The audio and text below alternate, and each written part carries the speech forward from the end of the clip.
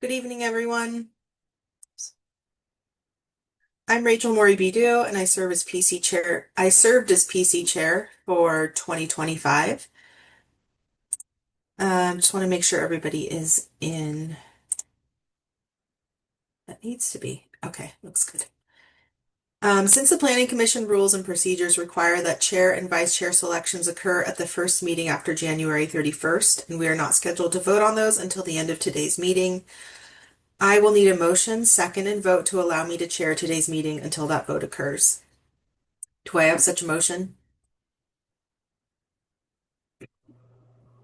So moved. Second. All those in favor, please raise your hand.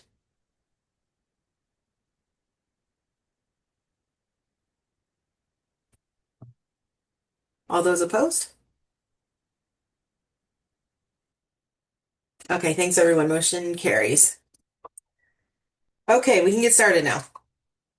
Today is February 18th, and this evening's meeting of the Planning Commission is called to order. May we have the roll call, please? Yes, thank you. Commissioner Carlson. Don't think she has joined us yet. Commissioner D'Amico, and I apologize if I've mispronounced that. Here. Thank you very much. Commissioner Fry, Present. Commissioner Just, Present. Commissioner Peterson, Present. thank you. Commissioner Rosenberry, Present.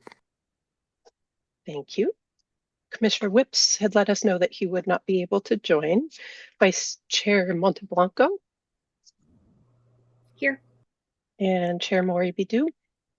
Present. Thank you. Thanks. We have Okay. 8 commissioners present. Thanks. Yeah, I don't think, and we don't have anything to vote on today, so we don't need a quorum, but we do have one. Okay, before we proceed, I would like to recognize Morgan Will. He served on the Planning Commission for 4+ years, and his term officially ended on February 3rd. He is not here this evening, but still, we'd like to thank him for his meaningful contributions to and commitment to public service over the years. We will definitely miss him and his professionalism and perspective.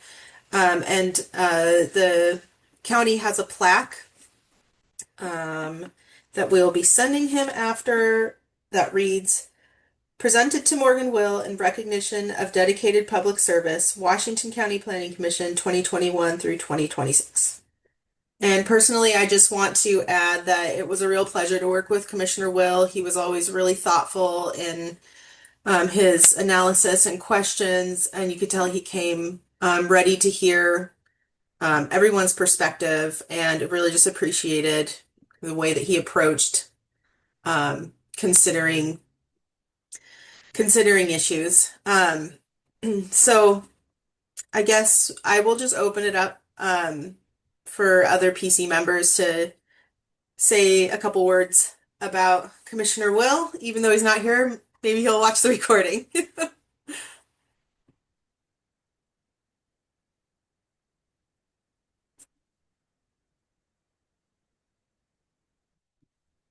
Yeah, I'd say Commissioner Will was always engaged and ready for discussion and uh, ask questions and kind of kept things lively. So I appreciated that as well.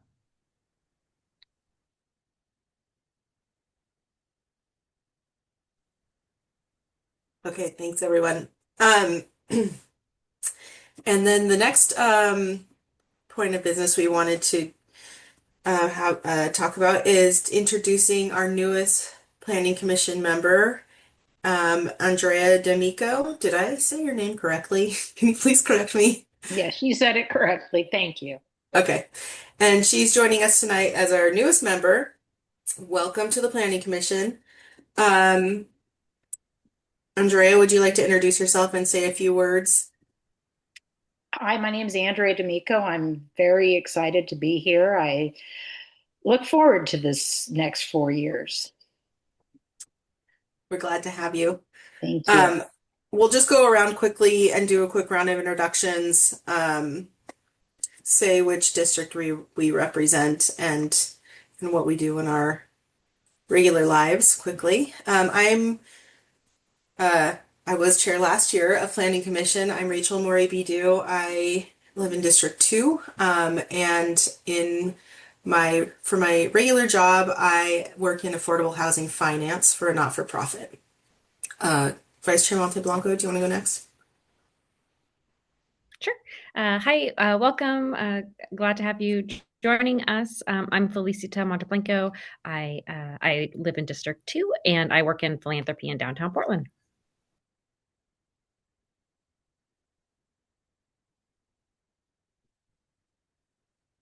Stuck on mute. Sorry about that. Commissioner Just. Hi, I'm James Just. I live in District 4, and I've farmed here north of North Plains for 37 years. Commissioner Fry. Hi, Mike Fry. I'm in District 2, and I'm in my fourth year on the Planning Commission here. And I work for a local builder developer. Commissioner Peterson. Luke Peterson. Offhand, I don't know which district I represent. I believe I live fairly close to James Just here, so I'm guessing 4. Um, so just north of Highway 26. Hobby farmer. My main thing is I'm an instructor at Portland Community College, and so that's just rough. I used to be the newest guy here, so um, now it's you. Thank you. Commissioner Carlson joined us. Welcome. We're introducing ourselves to our newest member, Commissioner D'Amico. Hi there, Andrea. Nina Carlson. I work for a local energy provider. I'm live on the next to the farm I grew up on. Been here a good long time, and I'm one of your neighbors. You live right on Shoals Ferry, don't you? Yeah, we live between Shoals Ferry and Tile Flat, the family properties. Okay, great. And Commissioner Rosenberry. Hi, I am Amber Rosenberry. I represent District 1. I graduated from Aloha High School, but I went to engineering school on the East Coast and business school back in Oregon, where I manage large commercial construction projects and have to abide by all the rules that we work out here. Thanks, everyone. And again, welcome to the Planning Commission. So at this time, we will move on to the director's report.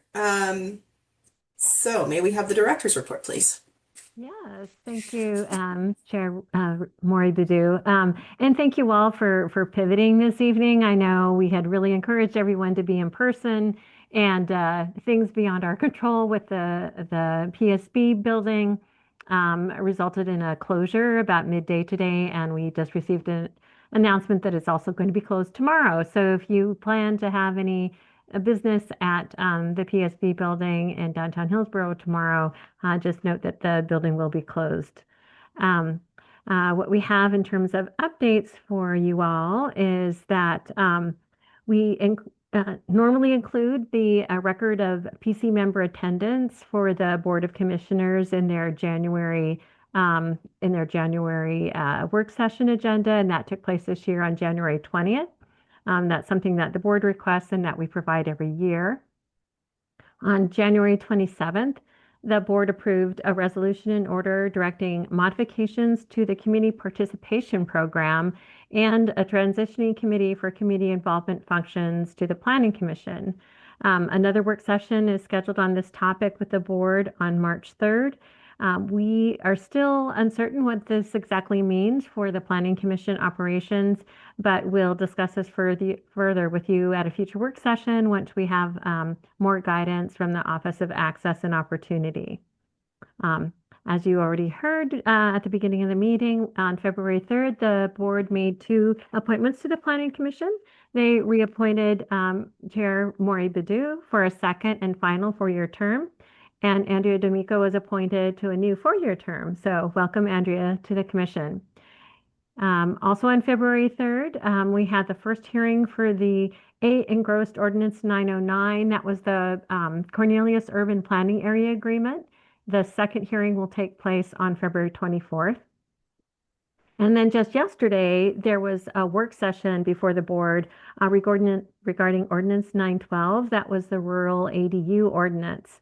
The first hearing before the board will be on February 24th, where staff will be asking them to engross it to clarify that rural ADUs are only allowed for lots outside of the urban growth boundary. That was kind of implicit in the text, but not explicit, and we wanted to make that clear in case there are any questions in the future.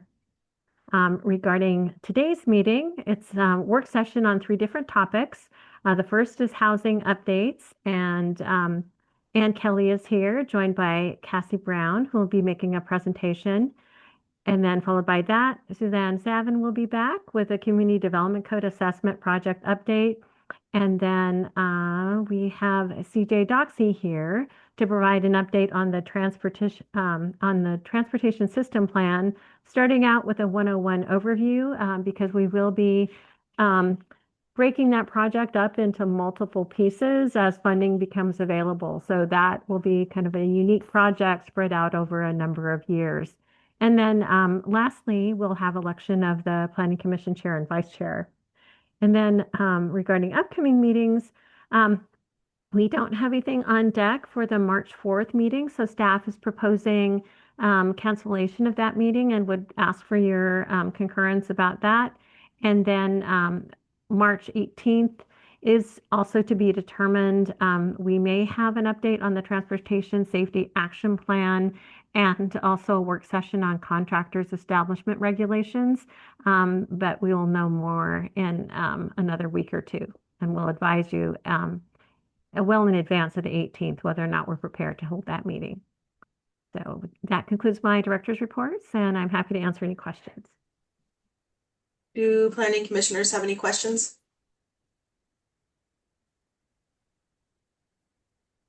Okay, thank you, Ms. Johnson. Thank you. This brings us to the public communications section of our agenda. Is anyone signed up to speak on matters not on the agenda? Thank you, Chair. We do have one person signed up to speak tonight, but it is related to an item on tonight's agenda.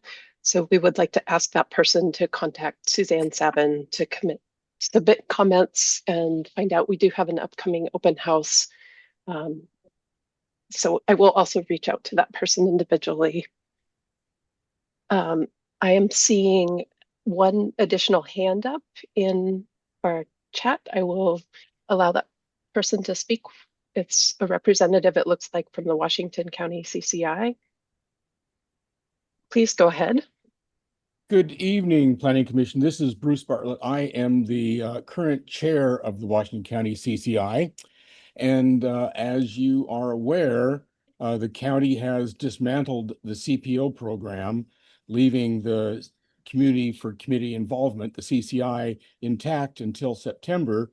We've gotten no direction from the county on what to expect in terms of format or even process, which I think could be described fairly as frustrating.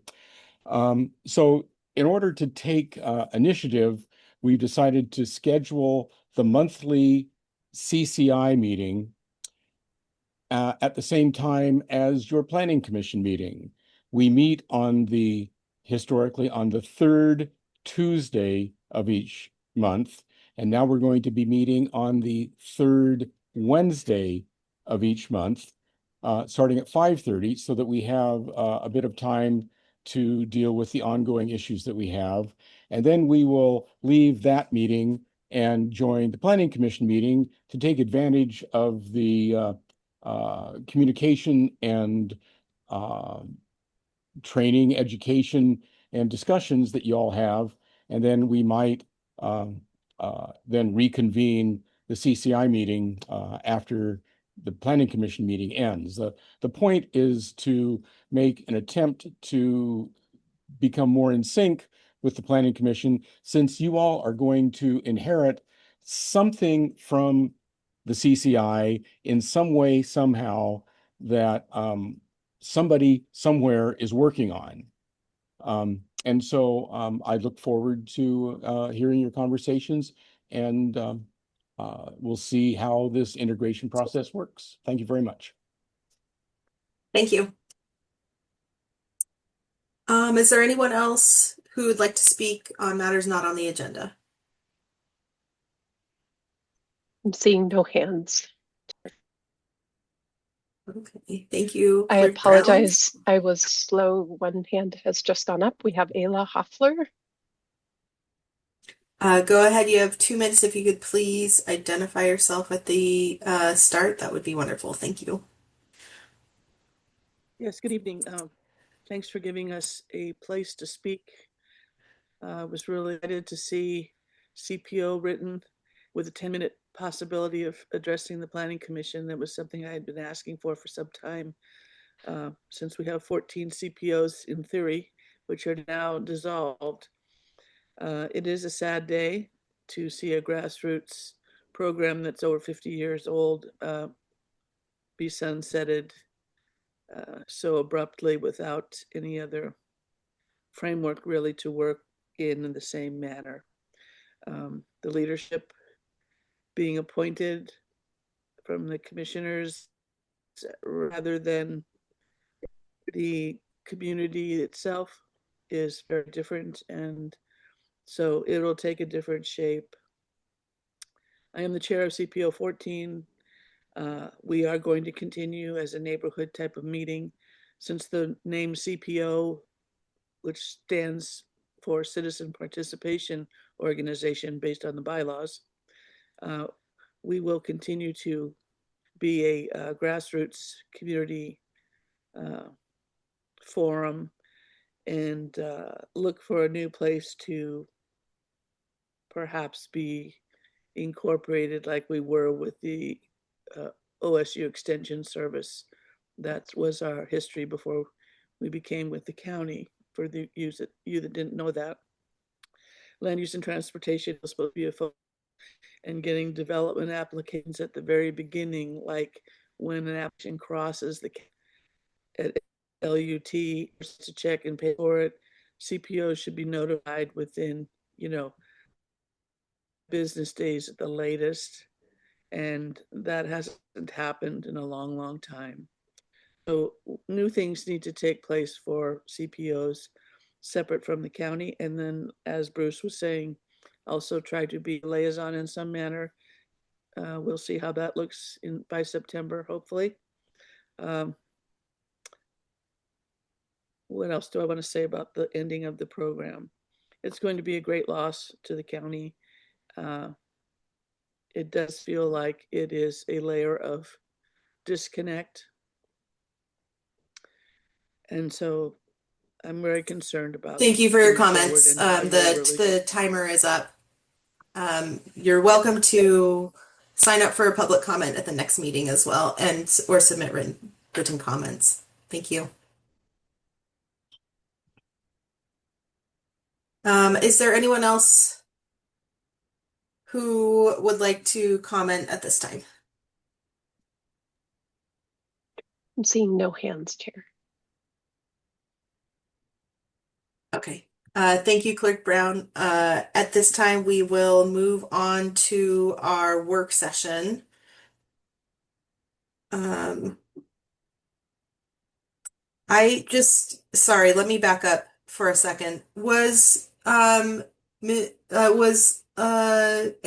Hoffler a representative of a CPO? Yes, I believe so. Okay, I mistakenly cut her off at 2 minutes, but the CPOs are authorized for 10 minutes. So I think we need to continue. I apologize.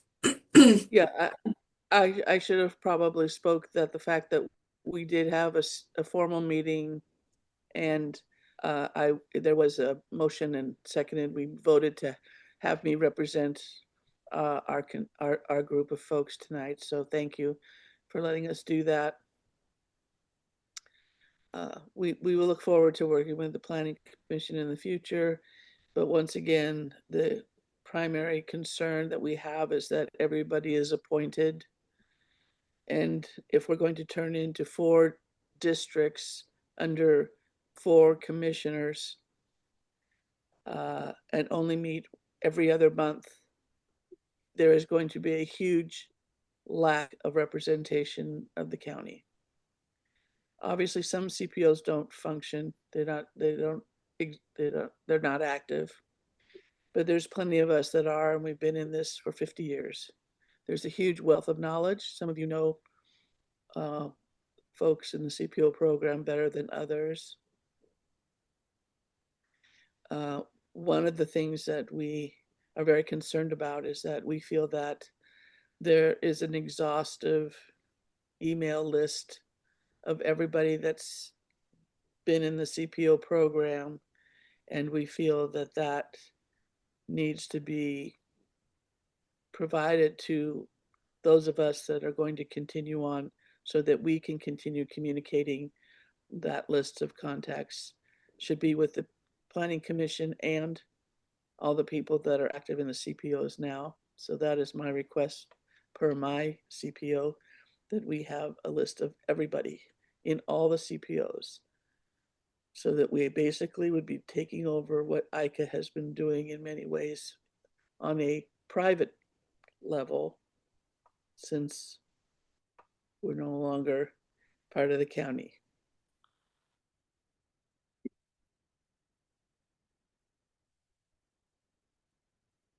Thank you for your comments. Again, I apologize that I didn't give you the appropriate amount of time at the beginning and cut off your testimony in the middle.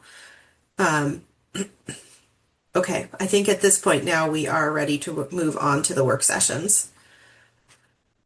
First up on the agenda is the housing updates. May we have the presentation, please? Good evening, Chair Maury Bidu and Commissioners. I'm Ann Kelly, Lead Housing Planner in Community Planning. Cassie Brown, who's been an Associate Planner with us for 6 months now, will present our housing planning update tonight, and we'll both be available for questions afterward. Thank you. Cassie? Great. Thank you, Anne. Good evening, Commissioners. It's nice to meet you all virtually. Slide change, please. Okay, so this is the progression of the presentation tonight. And if you're able to wait, we'll go ahead and take questions at the end. Slide, please. Okay, so as an introduction, since 2019, the state has sought to address Oregon's housing crisis through mandates that affect the local regulation of housing. State direction is requiring communities to advance housing options, and the county is addressing this by complying with state legislation and rulemaking, evaluating and amending the Community Development Code to remove barriers to housing, and facilitating residential development. Slide, please. So in 2019, House Bill 2001 was adopted. This was a landmark bill that was introduced, that introduced middle housing as an outright allowed use on lots that permit a single detached unit. And middle housing refers to duplexes, triplexes, quadplexes, townhouses, and cottage clusters. So since 2019, additional legislation has sought to remove barriers to residential development. And in 2020, the Department of Land Conservation and Development created the Middle Housing Model Code to support local jurisdiction adoption. And I'll say more about that in a couple of slides. Slide change, please. Okay, so between 2019 and 2025, a series of bills were adopted that inform the Oregon Housing Needs Analysis Framework, otherwise referred to as ONA. So this establishes a coordinated statewide approach to housing planning, requiring efficient use of urban land and certainty in the development process. So cities and metro counties are now required to take more accountability in the progress towards meeting housing production targets and evaluating housing needs in local communities. So for Washington County, this means collaborating with Metro to identify the 20-year housing need, establishing production targets for a 6 to 8 year horizon, adopting strategies to promote housing development, and eventually creating a report every 3 years to evaluate if the county is on track to meet those production targets. Slide, please.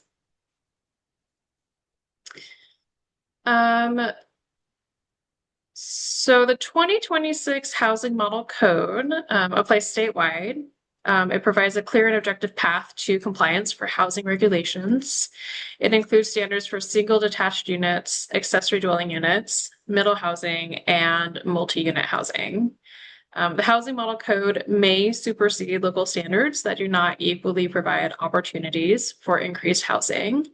And this differs from the Middle Housing Model Code that I mentioned just earlier, which provided a minimum compliance standard for jurisdictions to implement House Bill 2001.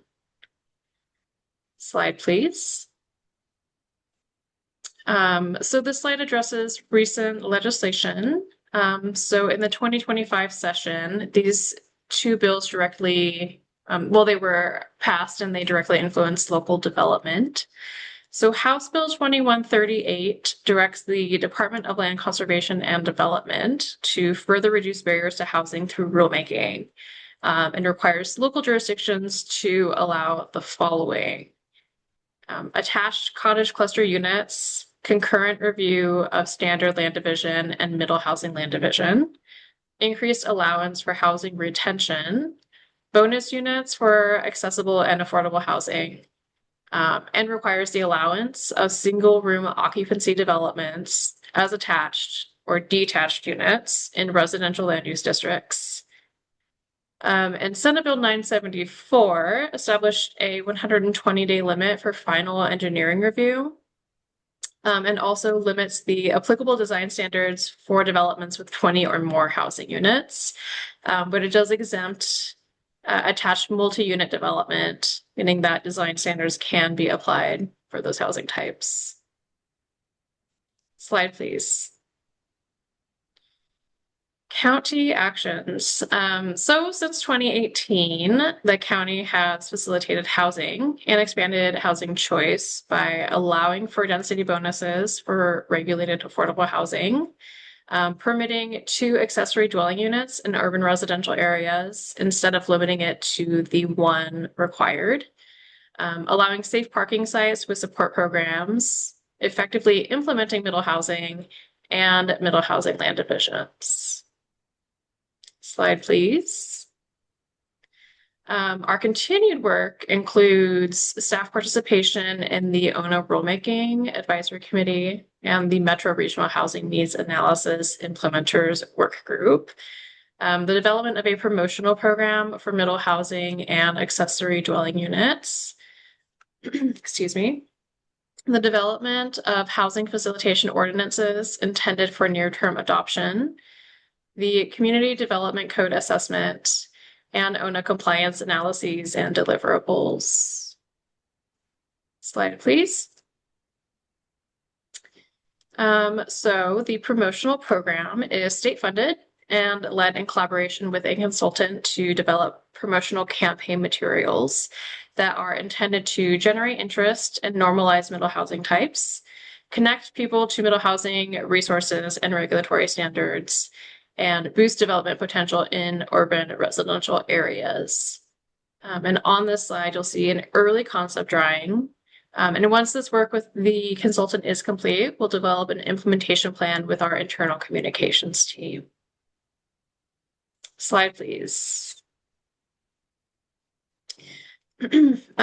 Housing facilitation. So the goal of this program, of the housing facilitation ordinance, is to make changes to the community development code that facilitate housing production, remove barriers to housing, and comply with recent legislation and rulemaking that is now in effect. So a portion of this work is grant funded and explores opportunity to allow mixed housing types in a single development. It also evaluates more flexible standards for housing in mixed use districts, and incentives to retain existing housing, which is often more affordable than comparable new builds. Slide, please. So with the Cascadia partners, staff are assessing the community development code to identify opportunities to update standards, improve clarity, remove barriers to housing, and improve code format for easier use.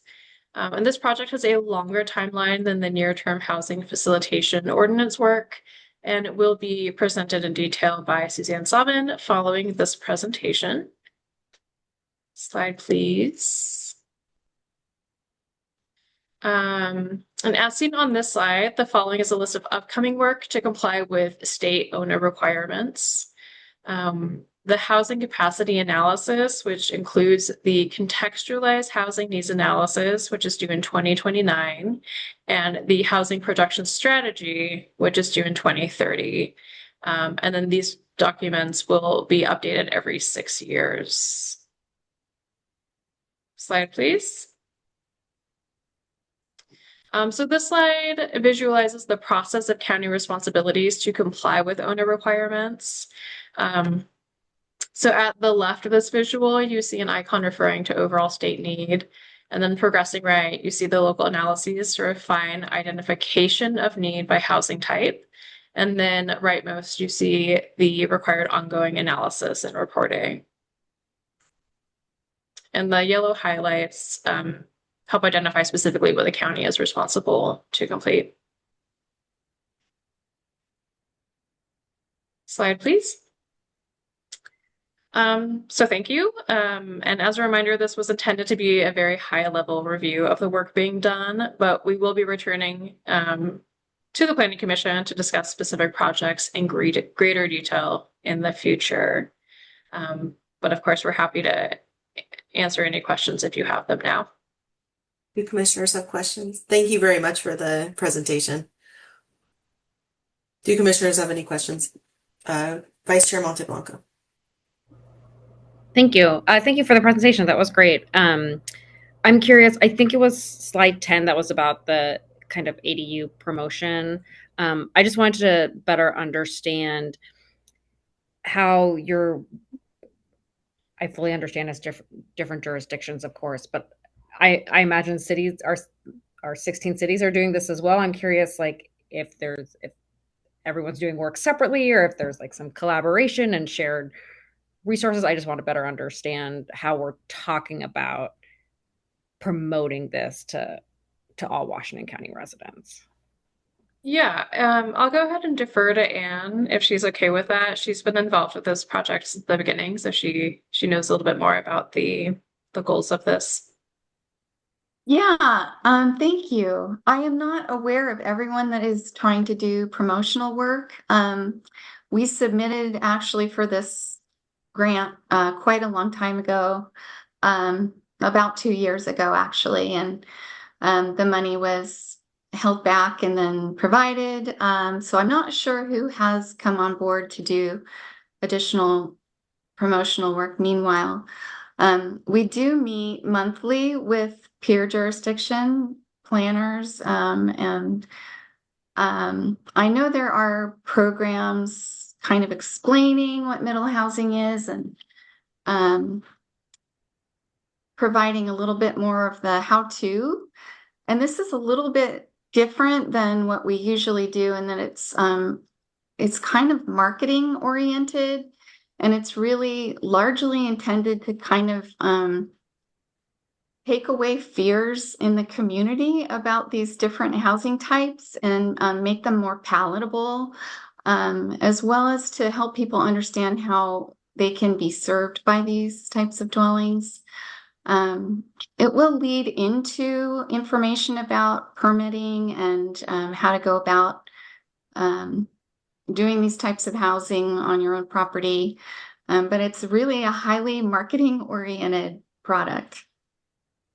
That's really helpful for me to understand. Thank you. I think sort of my follow-up was essentially like, how do we get people's hearts and minds to change, to be more open to this and help them understand that this is a valuable Right. type of housing in their community. So thank you. I appreciate that. Right. That's exactly what we're trying to do. Thank you so much. Commissioner Carlson. This is kind of piggybacking on Commissioner Montalblanco's comments. I would love for you guys to share the stakeholders that you're trying to reach or work with to be able to do these presentations. And if you were interested in feedback from those on the Planning Commission for places and opportunities where you might provide that information. Are you asking if we're interested in hearing from you about where to provide it, or what we've got going is largely a print and graphic and social media sort of strategy to date. Things like posters, flyers, mailers,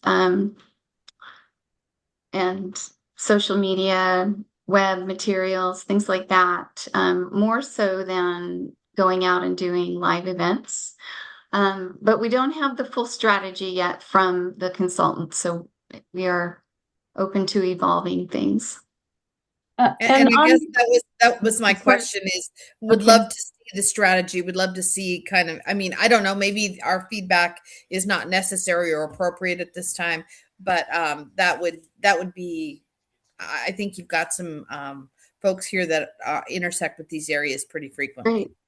And I will say that we did have 16 stakeholders along the spectrums of property owners who've been trying to build this sort of housing, consultants who help people do it, builders, HBA reps, just all across the spectrum. So we definitely would like to get more, but we have been involving a series of, or a set of stakeholders in this work.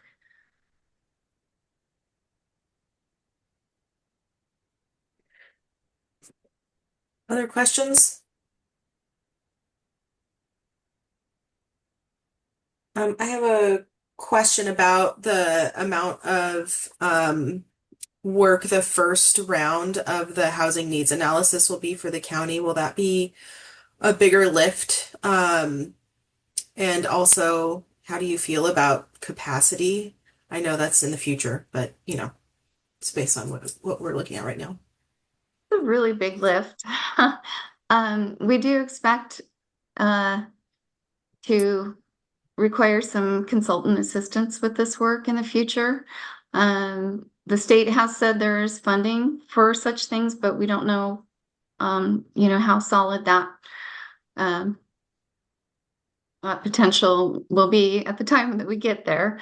But yes, it will be quite a heavy lift. It's quite analytical. It has a number of sub-analyses within each thing that they call an analysis.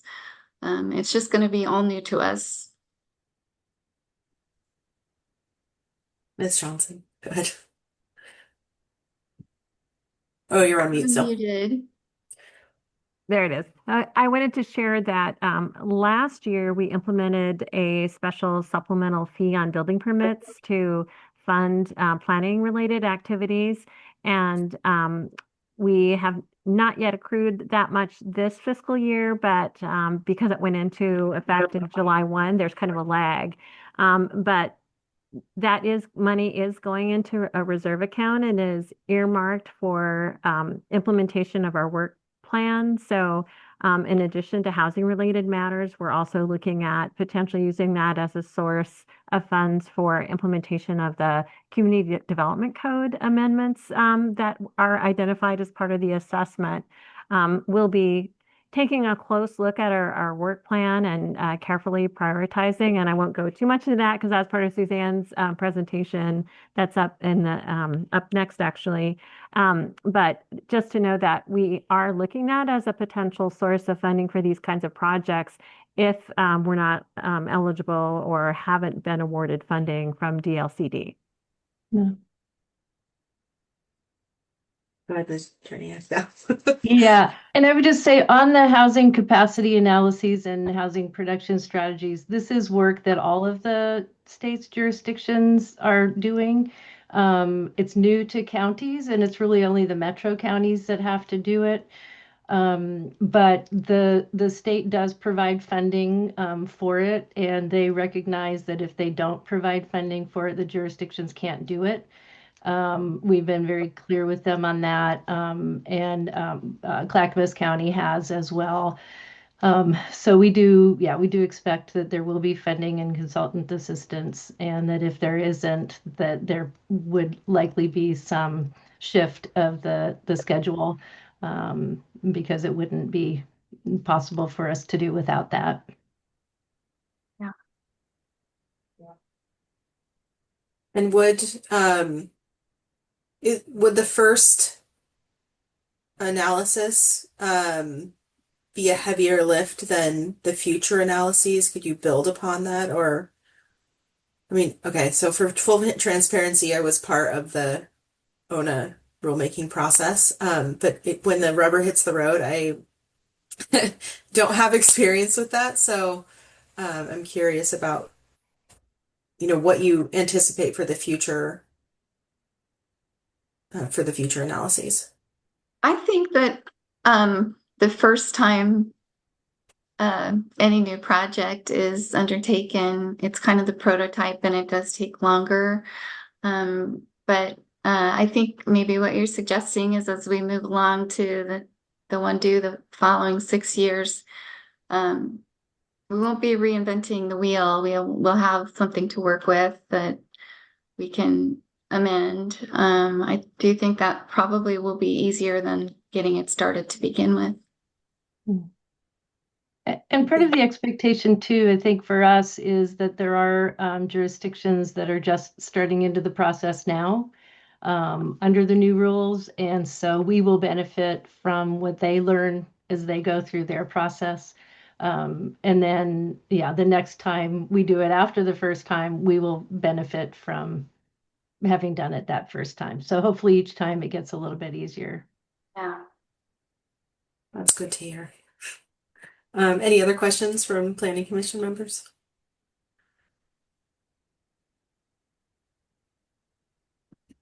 Okay, well, thank you very much for the update. Look forward to hearing more from you. Okay, next item on the agenda is the Community Development Code Assessment Project update. Yes, thank you, Chair Morey-Badu and Commissioners. So our last update on this project to the Planning Commission was at your November work session. And at that time, our consultant had, and I'm going to back up a moment, I don't think I even said my name, Suzanne Savin, Senior Planner. Back in November, when we last briefed you, our consultant had drafted a partial CDC assessment summary report. And since then, the consultant has drafted a substantially complete report that includes a new section that I'm going to talk more about during this presentation. So next slide, please. So tonight's presentation, I'm going to briefly do a project orientation and updates, and then we'll start discussing the new section of the CDC assessment summary report, which is the barriers to housing production section. Also touch on the detailed findings by CDC section. This was another item that you received in your packet for tonight's work session. We'll touch on the March open house that we are going to have for this project, and then the next steps and timeline. So next slide, please. And so now we'll do the project orientation. This project assesses the Community Development Code, or CDC, which is volume 4 of the county's comprehensive plan, and it contains standards that regulate urban and rural uses and urban and rural development within the county's unincorporated area. Next slide. So the CDC is made up of 7 articles that are listed here.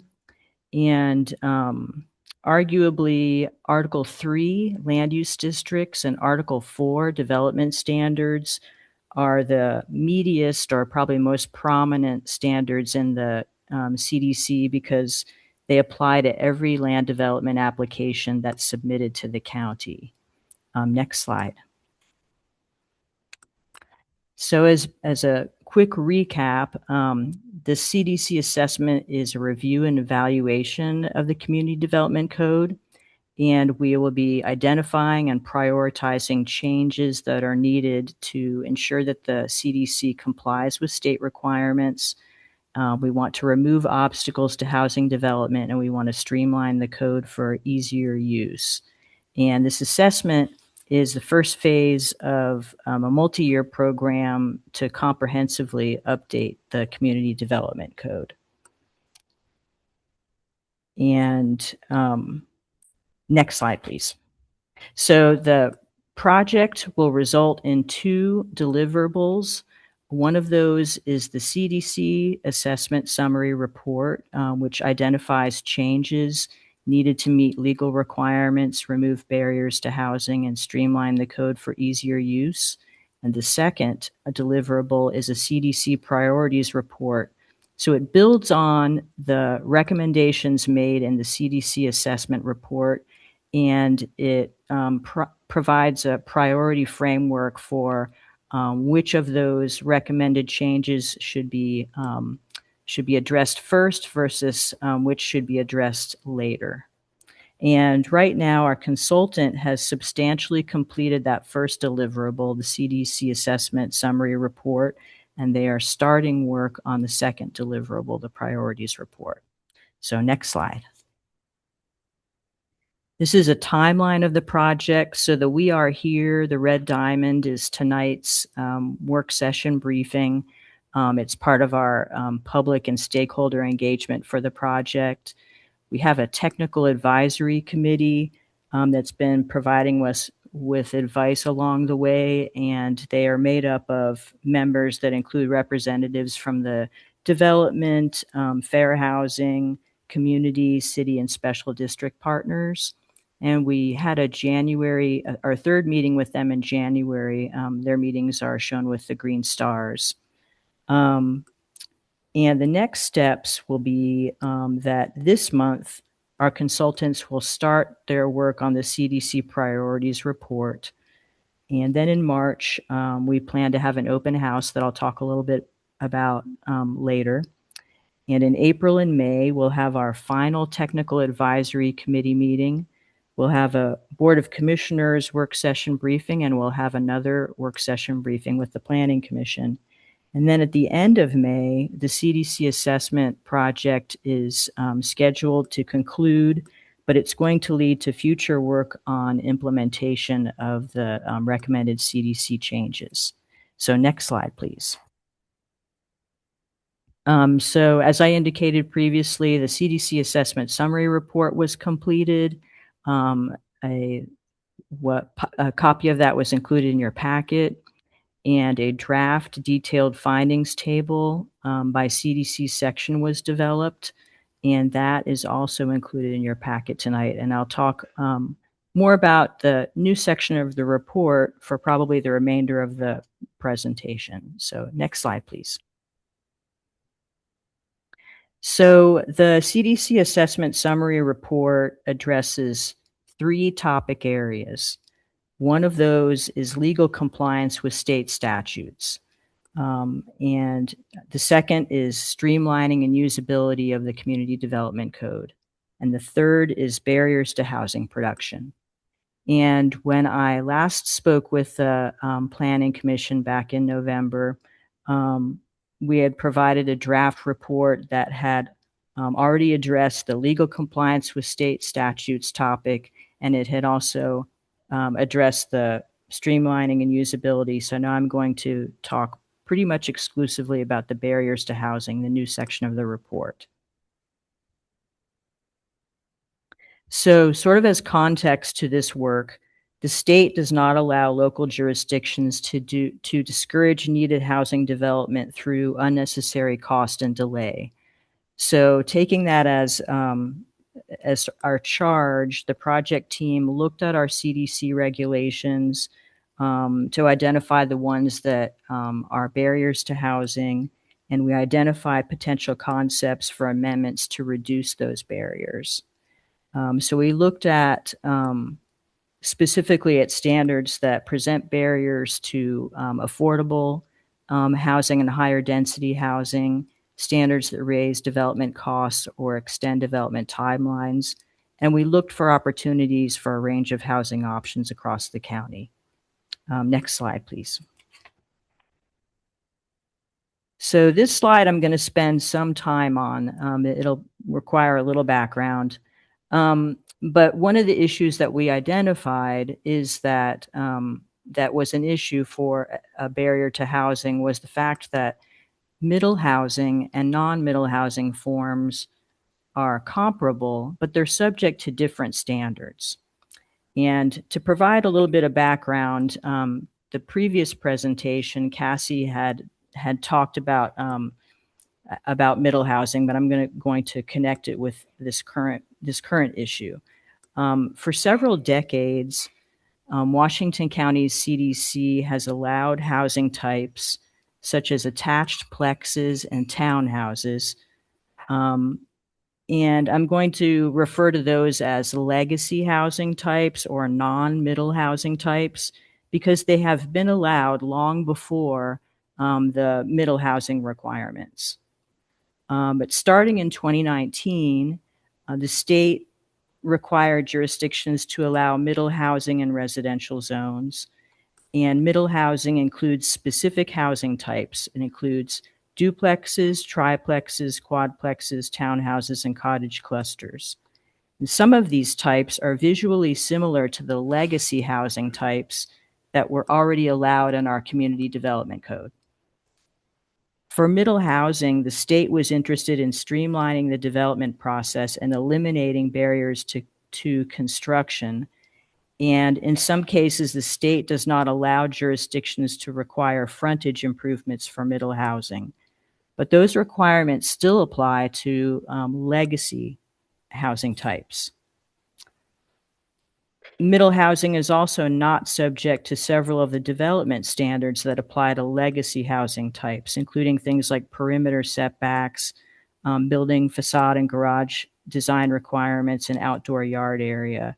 And as a result, the development standards that apply to legacy housing types are more restrictive than those that apply to middle housing. Middle housing also has a generally higher density allowance than legacy housing types in the land use districts where both are allowed.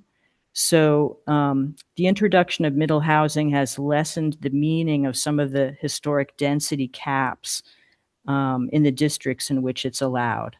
So with that as kind of background, one of the issues that we had identified is that the inconsistencies between the requirements that apply to middle housing and the requirements that apply to the visually comparable legacy housing types create barriers for housing development, particularly for those legacy housing types. And so when this issue was identified, our consultant's first thought was maybe the legacy housing types should be eliminated by consolidating them in with middle housing. But staff saw disadvantages to doing that.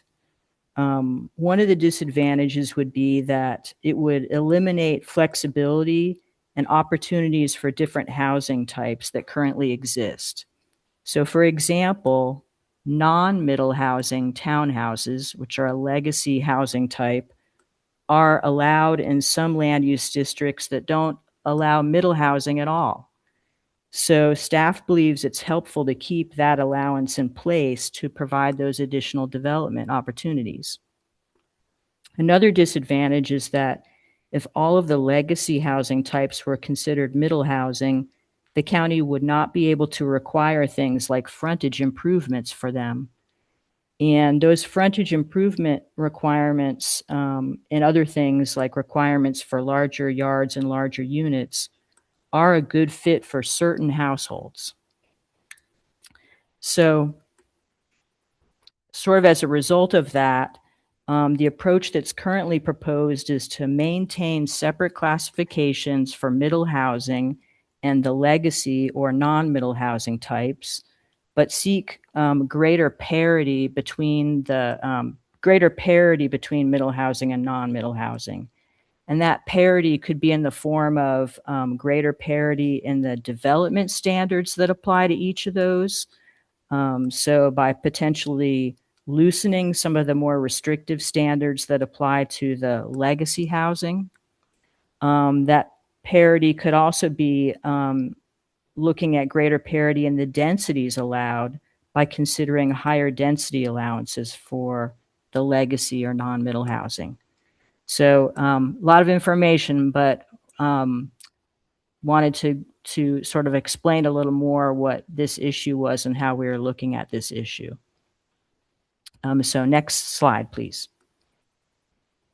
So another issue that was identified is that there are few districts, the county has few districts right now that allow higher density multi-unit dwellings, and where they are allowed, when the multi-unit dwellings are over 24 units per acre, those higher densities trigger added requirements.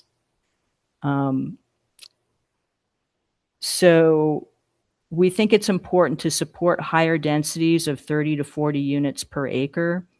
And we think that we know that there are some standards in the code that get activated when more than 24 units per acre is proposed. And these include standards for open space, setbacks, and lot coverage, and those can limit development feasibility. So our preliminary concepts are to adjust those standards so that they will not prevent those higher densities from being developed. And we'll go on to related to that to the next slide.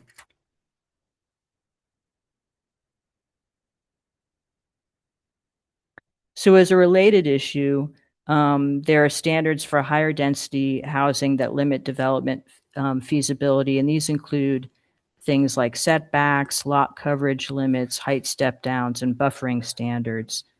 And cumulatively, they reduce building footprint and they increase the complexity of projects. They also can be more costly to construct, and they limit achievable density. And I'll give a couple of examples. In some districts, when a building exceeds 3 stories in height, the front and rear setbacks double from 10 feet to 20 feet. And in some districts, if a proposed building provides a residential density of more than 40 units per acre, that building is limited to a lot coverage of 40%, which means that the building footprint is only allowed to cover 40% or less than half of the lot. This might restrict high density development and require taller buildings, which increases project cost. And 50 to 75% of lot coverage is more supportive of higher density development. So as our preliminary concepts would be to adjust some of these standards to remove barriers to higher density construction and simplify some of them so as to increase the site area and reduce the construction costs for these types of developments. Next slide.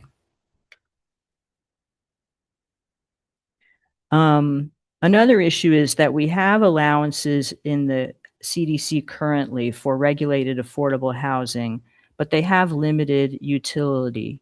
Those current incentives require all of the units in a development to be income restricted at 80% or less of the area median income. And the impact of this is that it's less likely or probably unlikely for private developers to use these incentives, and it limits their production of mixed income housing. So what we're looking at is examining whether to allow for partial affordability or higher income thresholds, or potentially simplify design requirements for projects. And what we'd like to do is calibrate incentives to attract both nonprofit and for-profit developers. Next slide, please. So another issue that we identified is in our mixed-use districts.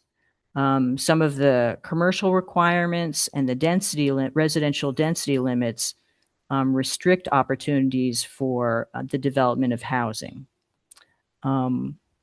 Many of the mixed-use districts prohibit standalone housing, or they restrict the residential component to upper floors, or they limit the gross floor area of the housing allowed. And some of the mixed-use districts also have low density caps, which means that a pretty low number of residential units can be constructed when they are allowed. So we're looking at increasing flexibility for standalone and mixed-use residential development and looking at increasing residential density maximums for these. Next slide, please. This issue regards neighborhood meetings as they relate to Type 2 development applications. And Type 2 development applications are those where the decision on the development application is made by staff, and the criteria are limited in terms of their discretion. So they are somewhat more straightforward than the type of application, a Type 3 application that would go to a public hearing. But currently, the Community Development Code requires for most Type 2 development applications, it requires the developer to hold a neighborhood meeting before they can submit their development application to the county.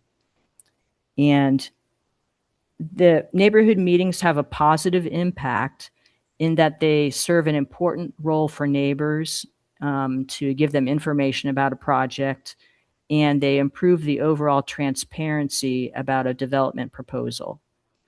However, they may result in requests or expectations that later can become conditions of approval for the development, which can increase uncertainty for development applicants. And neighborhood meetings may add unnecessary steps to an approval process for a housing project that already meets objective standards and has limited impacts.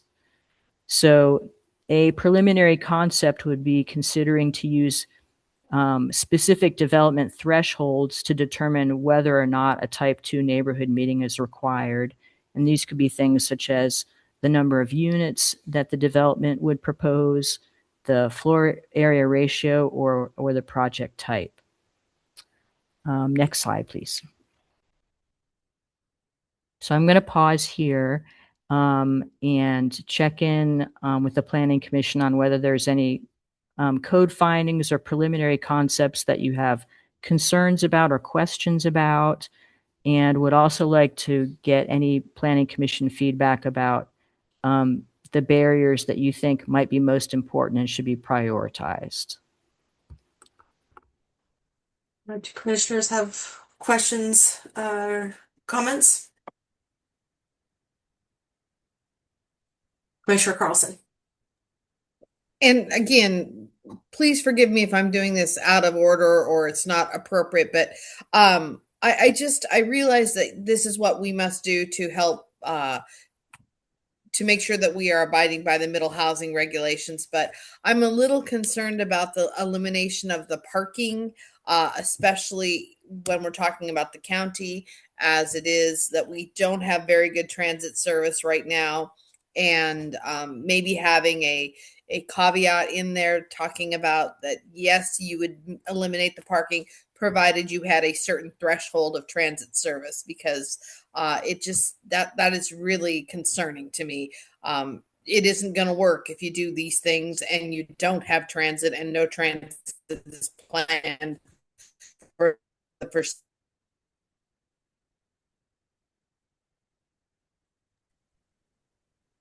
No. I don't know. Oh, I didn't know if Commissioner Carlson, did you want me to respond at this point to that comment? Sure, that's fine. Okay. I wanted to put that on the record that that's concerning, and I'd love to hear. Sure. Ann Kelly and Cassie, gave the previous presentation, know more about the intricacies about what's required or not required for middle housing,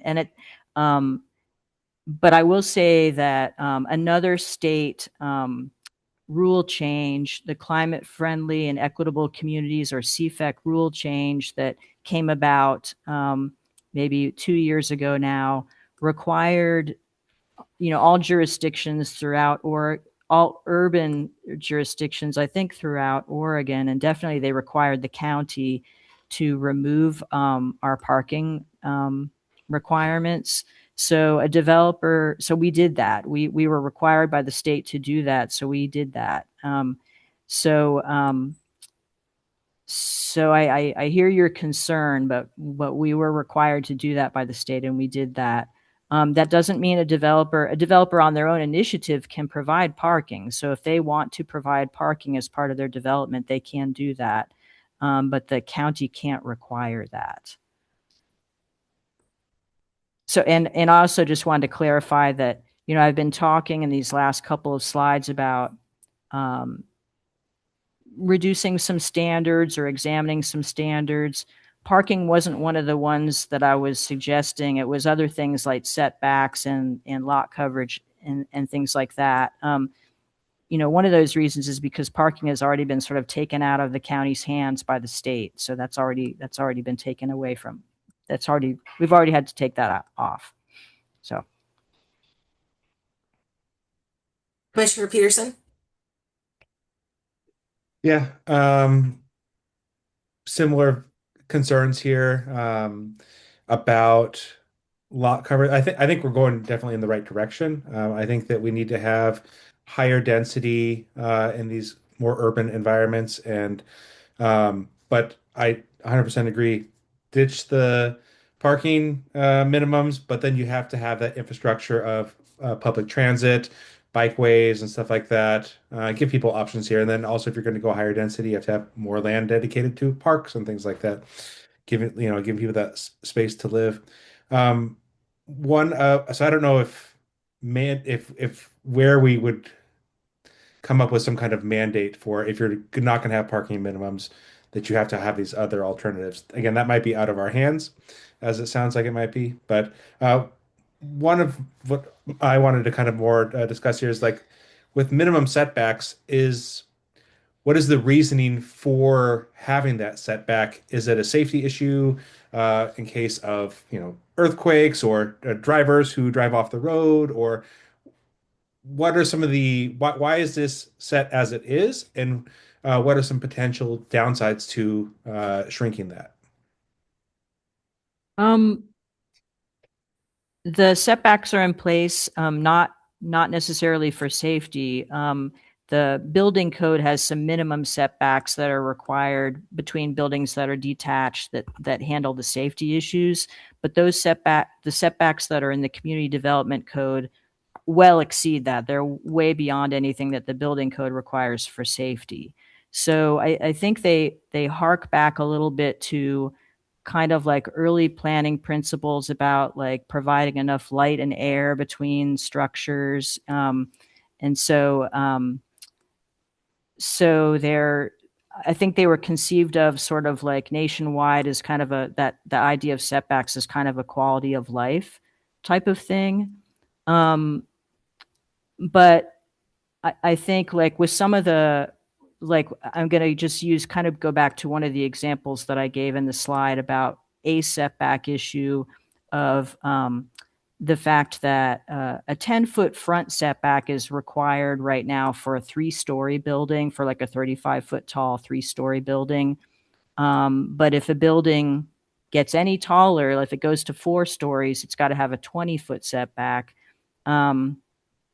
That may be something that we think might might be unreasonable to expect a doubling of a setback for maybe an increase of 1 story, that maybe some more calibration needs to be done.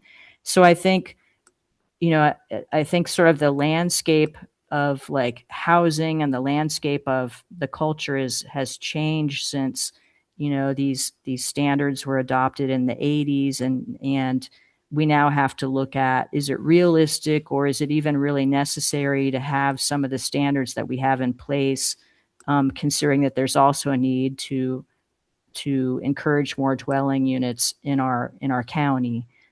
So it could be sort of like a recalibration, so to speak, of some of these things, considering the balancing that we have to do. Thank you for clarifying that. Would it be possible then to, instead of, if the setback then is the means to this ends, could we achieve these ends by, for example, setting a not rubric, a metric of, like, as long as each interior space achieves X amount of luminescence, or this HVAC system is in place, that you can just go away, or you can go without this kind of setback. Maybe an alternative there, I guess. Yeah, we have not done these are preliminary concepts, so we haven't started to fly the lower level of figuring out exactly, how we would parse them. So these are sort of higher level ideas at this point. So they will need to be, ultimately, if they go forward and we keep looking at them and keep pursuing them, they're going to have to get parsed down to that kind of more detailed level that you're talking about. Well, it's worth pursuing. Thank you very much. Vice Chair Monteblanco. Thank you. This was really helpful. A couple of things I want to share. It sounds like we're going to get another presentation in May. I would love some visuals. That would really help my brain. Like, even just you describing the setbacks was really helpful, and the differences. And like, yeah, I think pictures would really help me. I remember first learning about this project and the commitment to like just improving the navigation for, whether it's a developer or a neighbor who has a concern. And so I'm looking at this primarily through the lens of, how is someone with no time and limited understanding and a different skill set able to navigate this. And so, anyways, I just wanted to share that that's kind of the point of view that I am bringing. So what changes to me are more about like, well, how easy is it for someone to navigate the different understandings that are being presented, or sorry, I'm getting tired. And then the other thing I wanted to say, so you asked about like which ones should be prioritized. I don't want us to make these decisions in a vacuum, because at the same time we're talking about like, neighborhood meetings and type 2 requiring neighborhood meetings, we're also having these like big changes with our CPO program.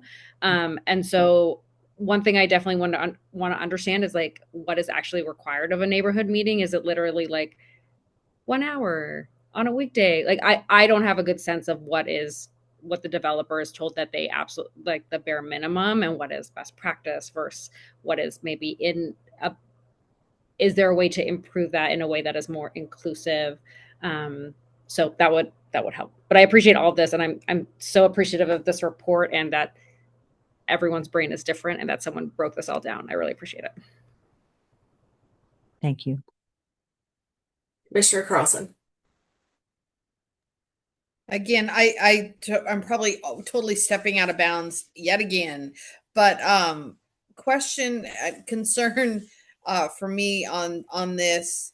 We know demographically we have a hugely aging population. I'm concerned that we are creating or not being thoughtful of the amount of single level dwellings that we are going to need. And I'm thinking about elevators and that sort of thing at expense, small homes that may need to cover a larger portion of the floor of the land space, because we're making everything on one level. And I guess if I could ask one thing, is really being thoughtful that we're not bringing solutions that just work for younger people, but that we are thinking about those that perhaps are mobility impaired and or older. Thank you.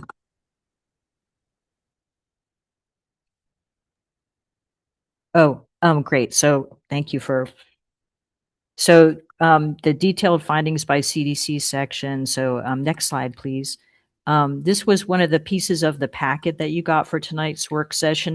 This was Appendix A of the Community Development Code Assessment Summary Report, and it was basically where sort of code section by code section, our consultants, had sort of this very terrific reference where they first cited what the code section was, then they indicated what type of issue they saw with that code section with a symbology that's shown at the bottom of this slide, whether that code section had a legal compliance issue, whether it had a barriers to housing issue, or whether it had a streamlining and usability issue.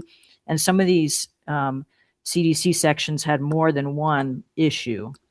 And then there was on the right-hand side, the findings and recommendations for those items.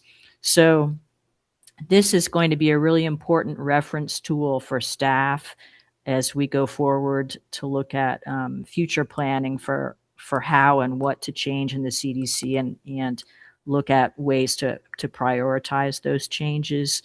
So just wanted to sort of point this out to you. Don't know how many of the PC members, flipped through this, but this is going to be really important for staff going forward.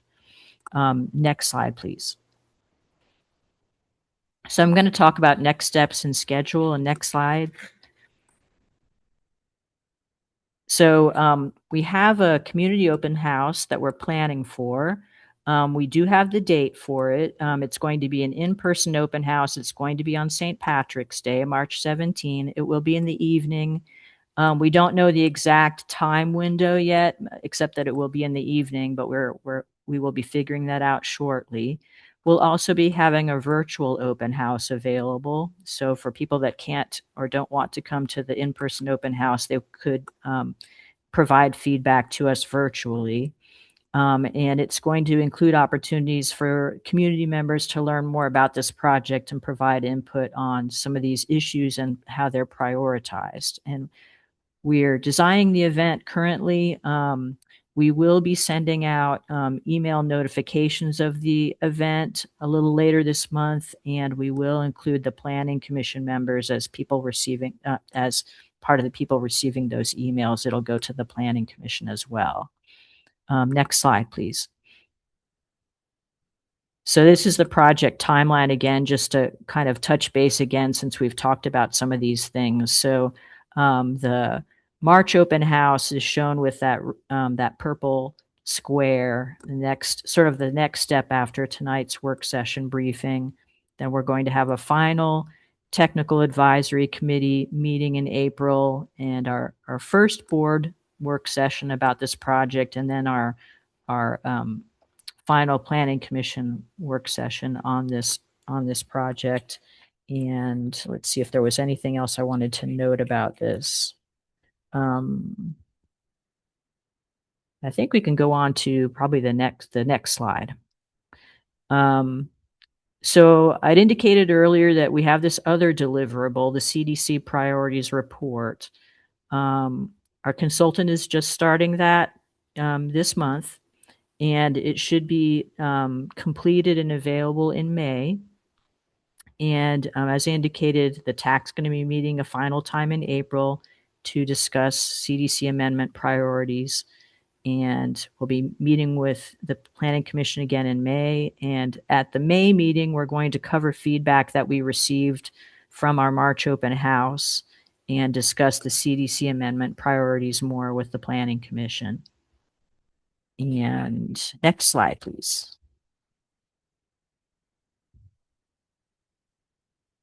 And maybe that's it. I'm not even sure if I did a final slide. So thank you very much. Thank you. Do commissioners have more questions?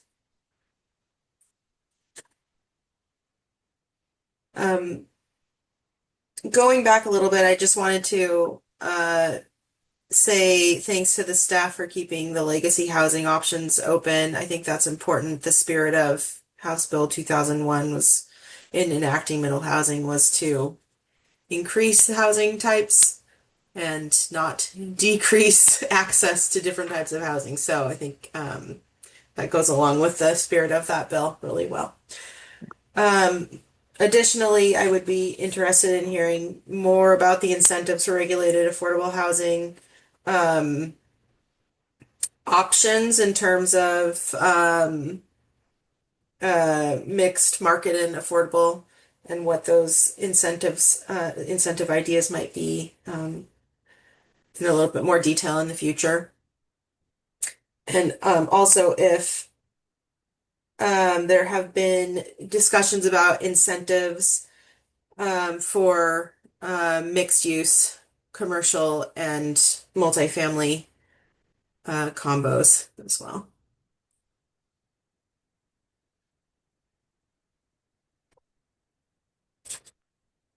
Yeah, and for your second question, Chair, I'm not sure if there have been specific discussions about incentives for mixed use and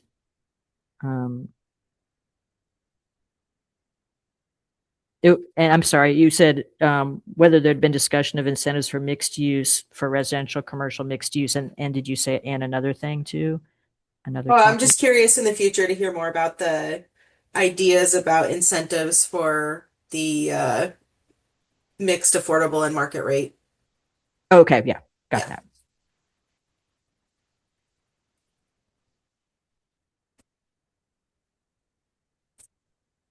Thank you. Okay, thank you so much for your presentation. It's a lot of work. Yeah.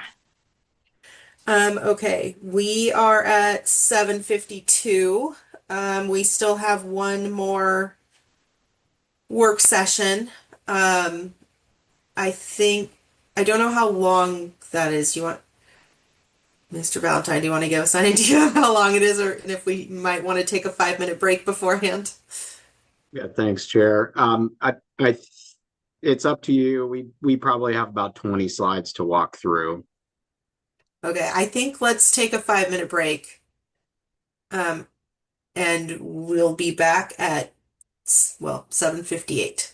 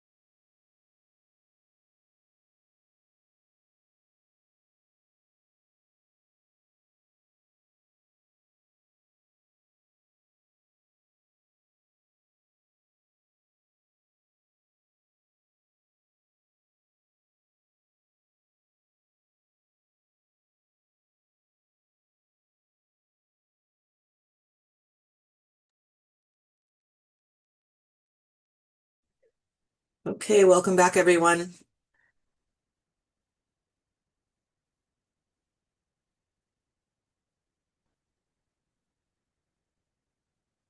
Okay, at this time, we can reconvene and work and move on to the next work session, which is the transportation system plan. Thanks, Chair. I'll just jump in real quick.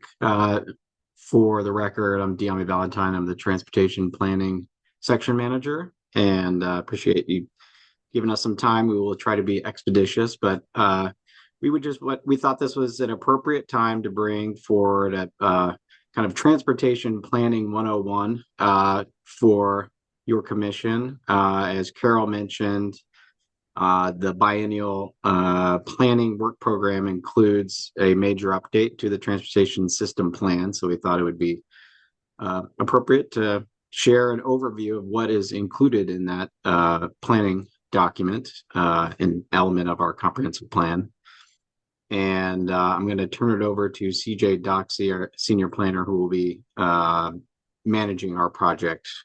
We're coming close to initiating that effort in the next few months. So I'll turn it over to CJ to walk through the presentation.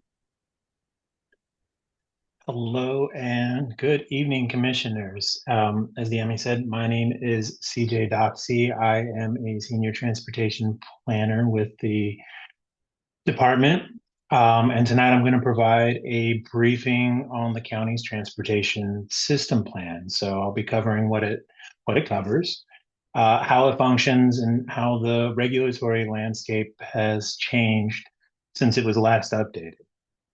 So this is right now, this is informational. We're not asking for direction tonight.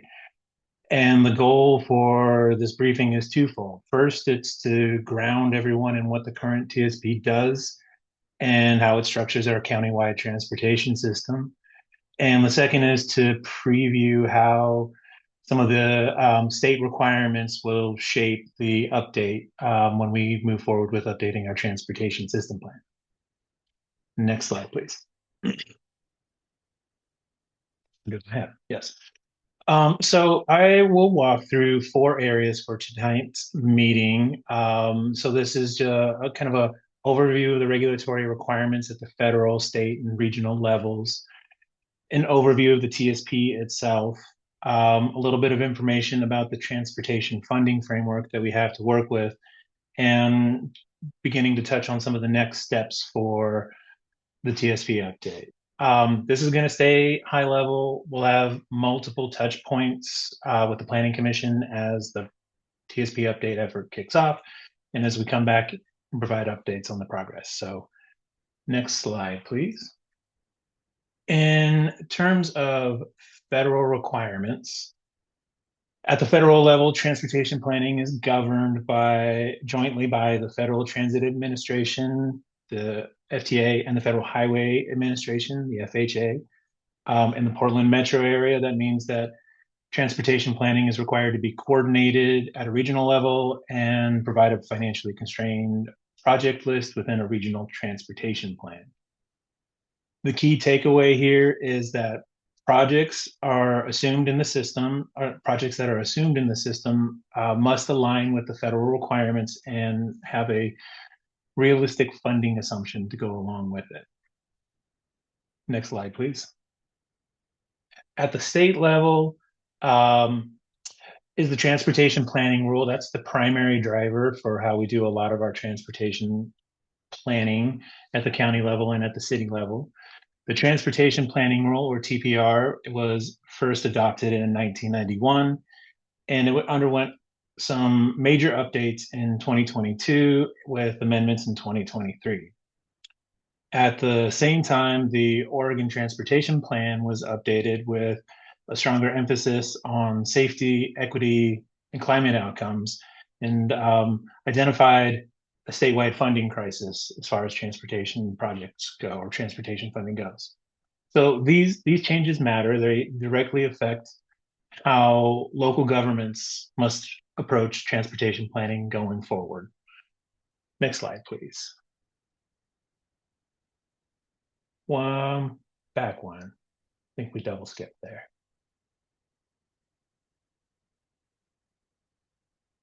No, can we go now back 3, I think. Appreciate your patience. Forward 1. Got it. So just to touch a little bit on the transportation planning rule, the TPR changes. So the most significant recent shifts come through the climate friendly and equitable communities rulemaking effort. Suzanne touched on it a little bit earlier tonight in terms of responding to some of the park questions and concerns around parking regulations. That is something that we've done already to respond to state requirements. I can answer some questions about that maybe towards the end of the presentation. There's also going to be some requirements associated with land use, particularly around designated 2040 centers and adopting those boundaries. It shows us the check mark. We've done part of it, but it's a little misleading. There will be some more bits and pieces to it as we move forward with the transportation system plan update. There's going to be some refinement to how our transportation performance standards work. We'll look at updating those requirements to be consistent with state changes to the state TPR. And then there's a number of requirements associated with how we go about updating our TSP plan. And my hope is to touch on a lot of this as I kind of go through the presentation, and I'll touch on it again towards the end. But it underlies everything that we're doing related to transportation planning moving forward. But the direction here is clear. Future transportation plans, we're going to need to demonstrate reductions in vehicle miles traveled and a greater integration between transportation and land use. And that represents a level up from how we've been doing it in recent transportation planning. Next slide, please. At the regional level, Metro's regional transportation plan combines city and county system plans, and this is where the financially constrained assumptions come into play that meet those federal regulation requirements by the FTA and FHA. FHWA, excuse me. So our TSP must align with both of these state requirements and fit within Metro's regional framework. In addition, the regional transportation functional plan establishes other rules that we will have to comply with at the metro area. These rules we've already complied, and there hasn't been any significant changes to those.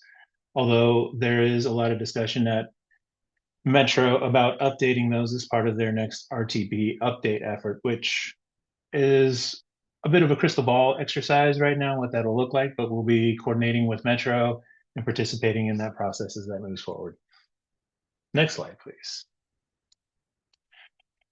Moving on to the transportation system plan itself, the TSP overview. So the TSP is an element of the county comprehensive plan, and it identifies need, mode, function, and general location of our transportation facilities across the county. And importantly, it's not just a project list. It defines the long-term structure of the transportation system across all modes. The last major update was adopted in 2014. There's been a number of minor amendments over the years to align our system plan with city system plans and incorporate minor updates throughout the process. But the upcoming update is going to respond to those recent TPR changes, the transportation planning rule changes, and related state requirements, where we'll take a deeper dive into how our TSP is written and how it complies with those. Next slide, please.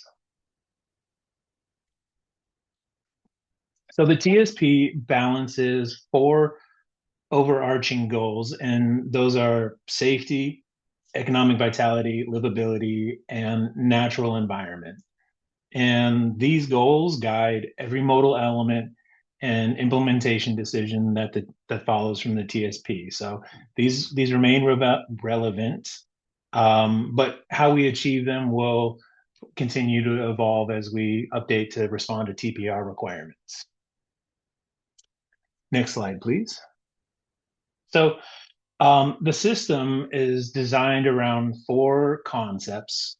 Those 4 concepts are mobility, which is the efficient movement of people, accessibility, which is reaching destinations safely and reliably, connectivity, which is having multiple routes and redundancy, and an active transportation component, which includes a focus on walking, biking, and transit. This framework recognizes that the system serves different purposes in different places. Next slide. So I touched a little bit on the modal elements. The TSP includes coordinated modal elements, and those modal elements address roadway, freight, pedestrian bicycle transit, and transportation system management and operations, or TISMO. Each element defines the function, the general location, and the long-term need associated with that mode. And together they form the integrated system that we have to work with. Next slide, please. So focusing on the kind of the more automotive side of the transportation side, we have the functional classification and system design concepts. And so what you're looking at is the conceptual foundation of the functional classification. This graph on the left illustrates the relationship between mobility and accessibility. At one end, you have facilities that prioritize mobility, again, the efficient movement over long distances, which also involves fewer access points, higher travel speeds. And these are principal arterials and arterial streets.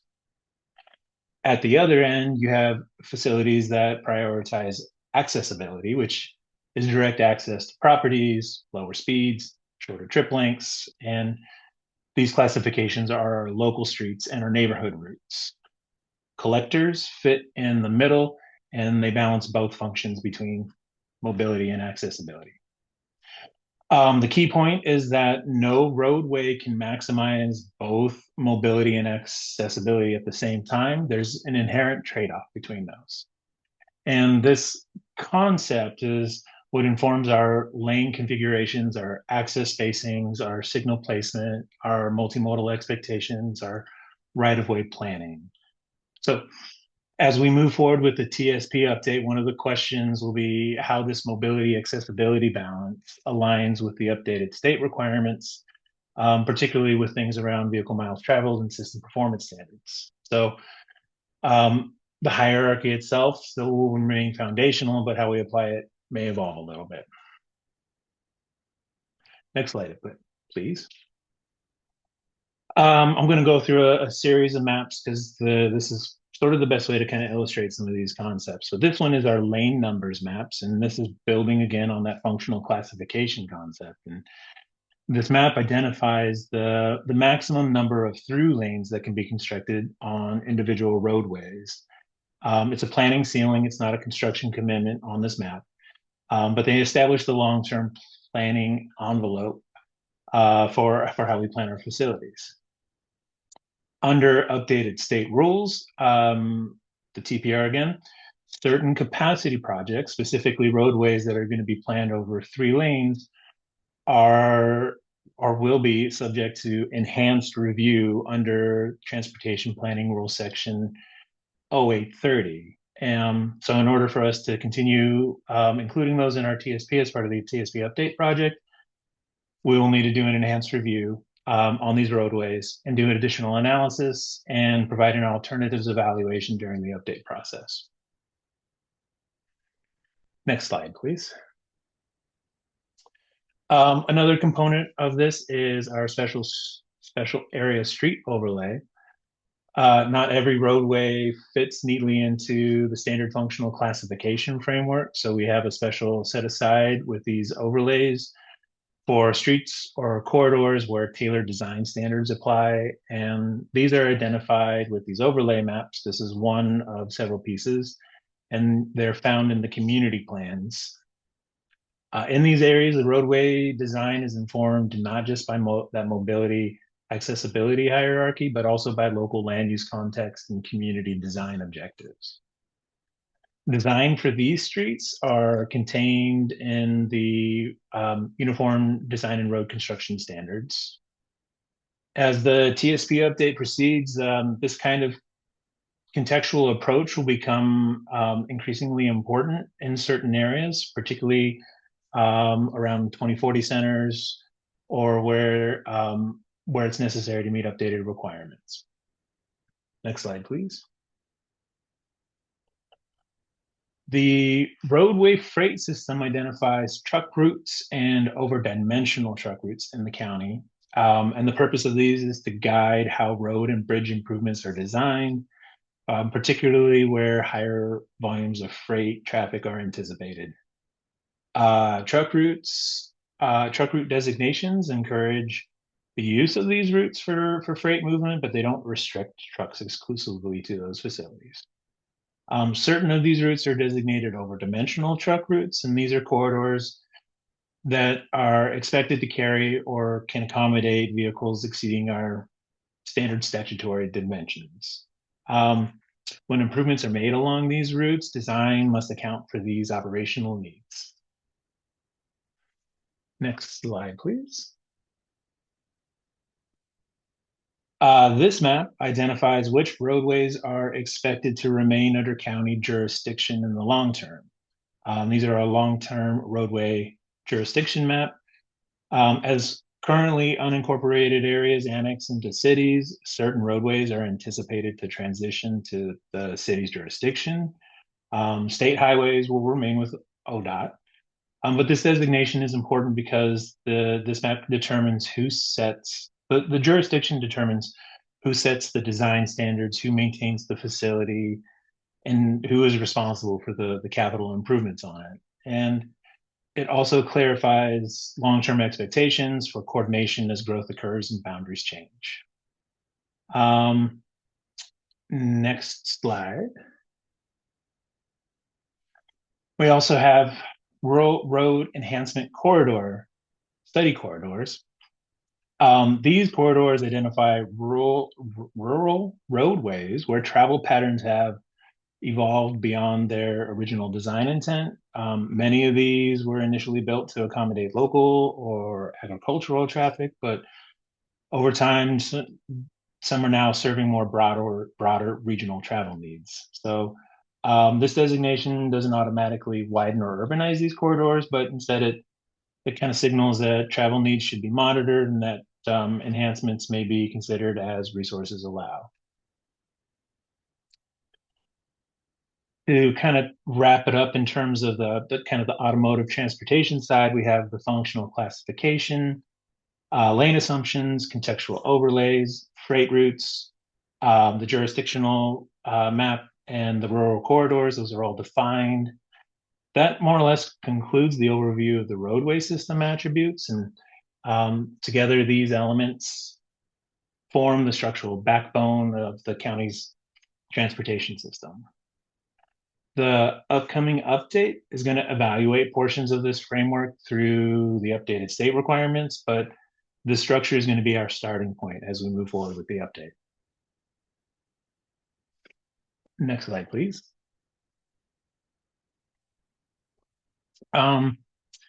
Moving on to the active transportation elements of the TSP, we'll focus on the pedestrian element for just a moment here. The pedestrian element identifies where and how our pedestrian facilities are expected to function across the county. So it's not a uniform standard. There's several classifications with it. We can go to the next slide. I feel like that kind of illustrates some of these a little bit better. So in the legend on the right there, calls out some of those different types of classifications. We have something, we have the bicycle and pedestrian bicycle districts, which identify locations where high levels of walking and cycling are observed or intended, and these typically fall in the Metro 2040 designations, such as the regional centers, town centers, station communities. So the pedestrian-oriented design is generally required in these areas and is determined through a project-by-project basis as part of project development and land use review. There's also rural pedestrian activity areas. These occur outside of the UGB and include, again, areas with concentrations of pedestrian activity, such as schools or recreation areas. And again, context sensitive treatments are going to be appropriate in those areas. Excuse me. There are also pedestrian parkways and streetscape overlays. These apply to major urban roadways where we want enhanced pedestrian facilities and placemaking features. These are encouraged along those corridors or where the designation occurs. And similarly as before, the design decisions are context sensitive, and in this case, they're required to balance other modal needs. Regional community trails serve a transportation function that are intended to support year-round multimodal travel, and their counterpart are community trails, which provide shorter distance walking connections and can be built to different standards. Together, these classifications align pedestrian facility expectations with the land use patterns and the system function rather than applying a single standard countywide. The updated TPR requirements increases the importance of these designations. So in designated centers and high activity areas, pedestrian facilities will need to be prioritized, and the TSP update will consider whether policy refinements are needed to ensure that these areas are going to perform as planned as we go forward. Next slide, please. Moving on to the bicycle element, this identifies the planned bicycle network and how facilities are expected to function across the county. So with the exception of freeways, all roadways are considered on-street bikeways. So state policy requires bikeways along all urban arterials and collectors. Similar to how I approached the last slide or last topic, can we move to the next slide, please? Awesome. In urban areas, all arterials and collectors are designated as a major street bikeway unless they're otherwise identified as an enhanced major street bikeway.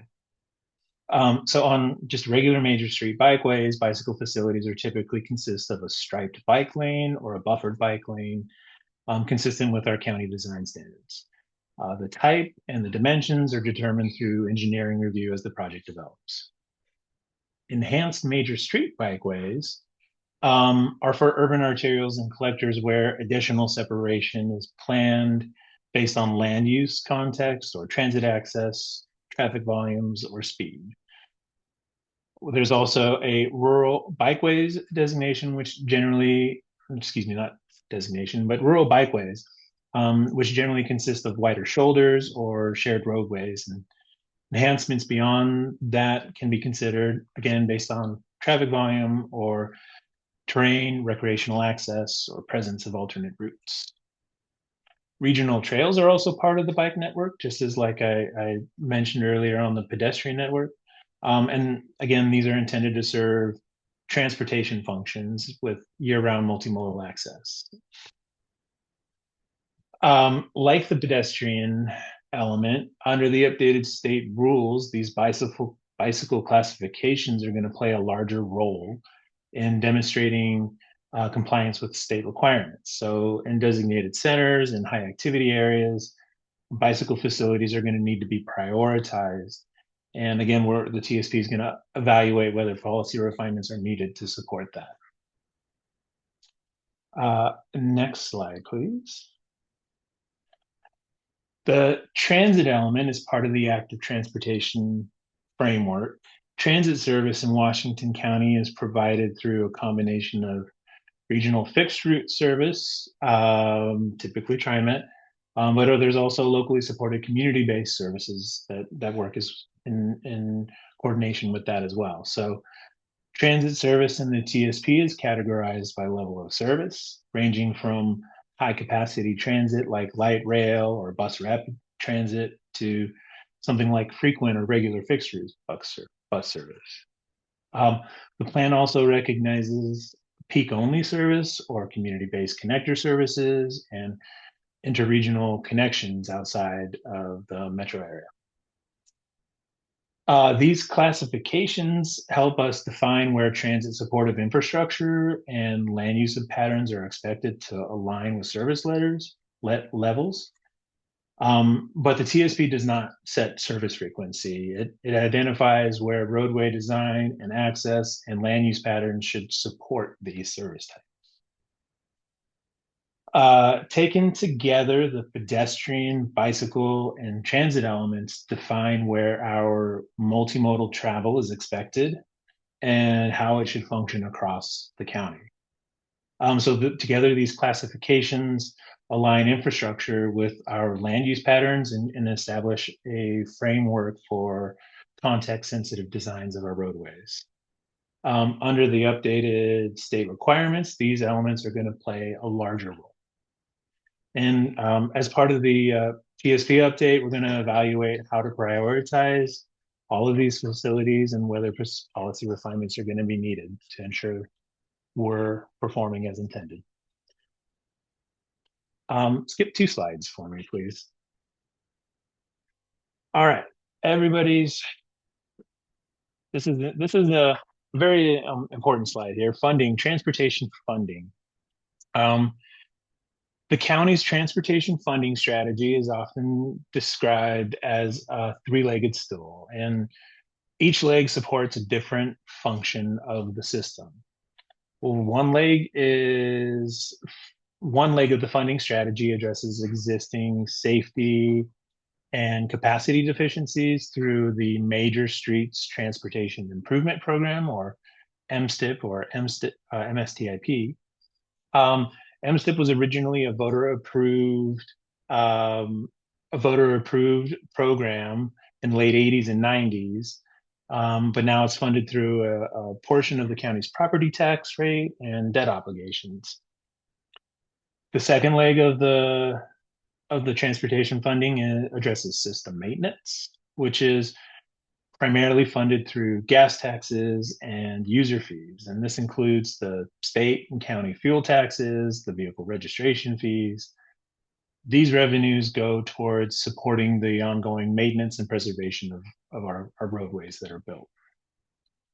And the third leg addresses growth and includes tools such as transportation system development charges, or the transportation development tax, the TDT.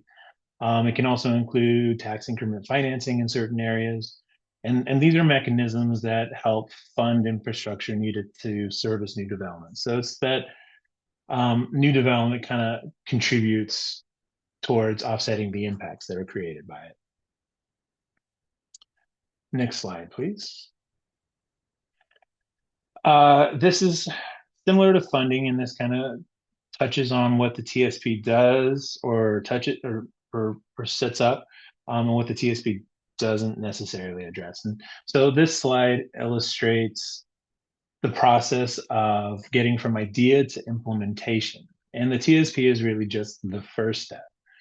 At this stage, the county identifies system needs, again, the function, location, modal expectations. It establishes that overall framework. From there, projects move into selection and funding prioritization. So we have limited funding, and that means not every identified need advances immediately. But once funding is secured, projects move into engineering and alternative analysis.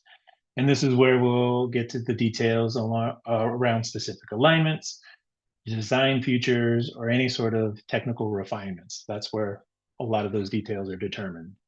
And then the project finally advances to final design and then construction.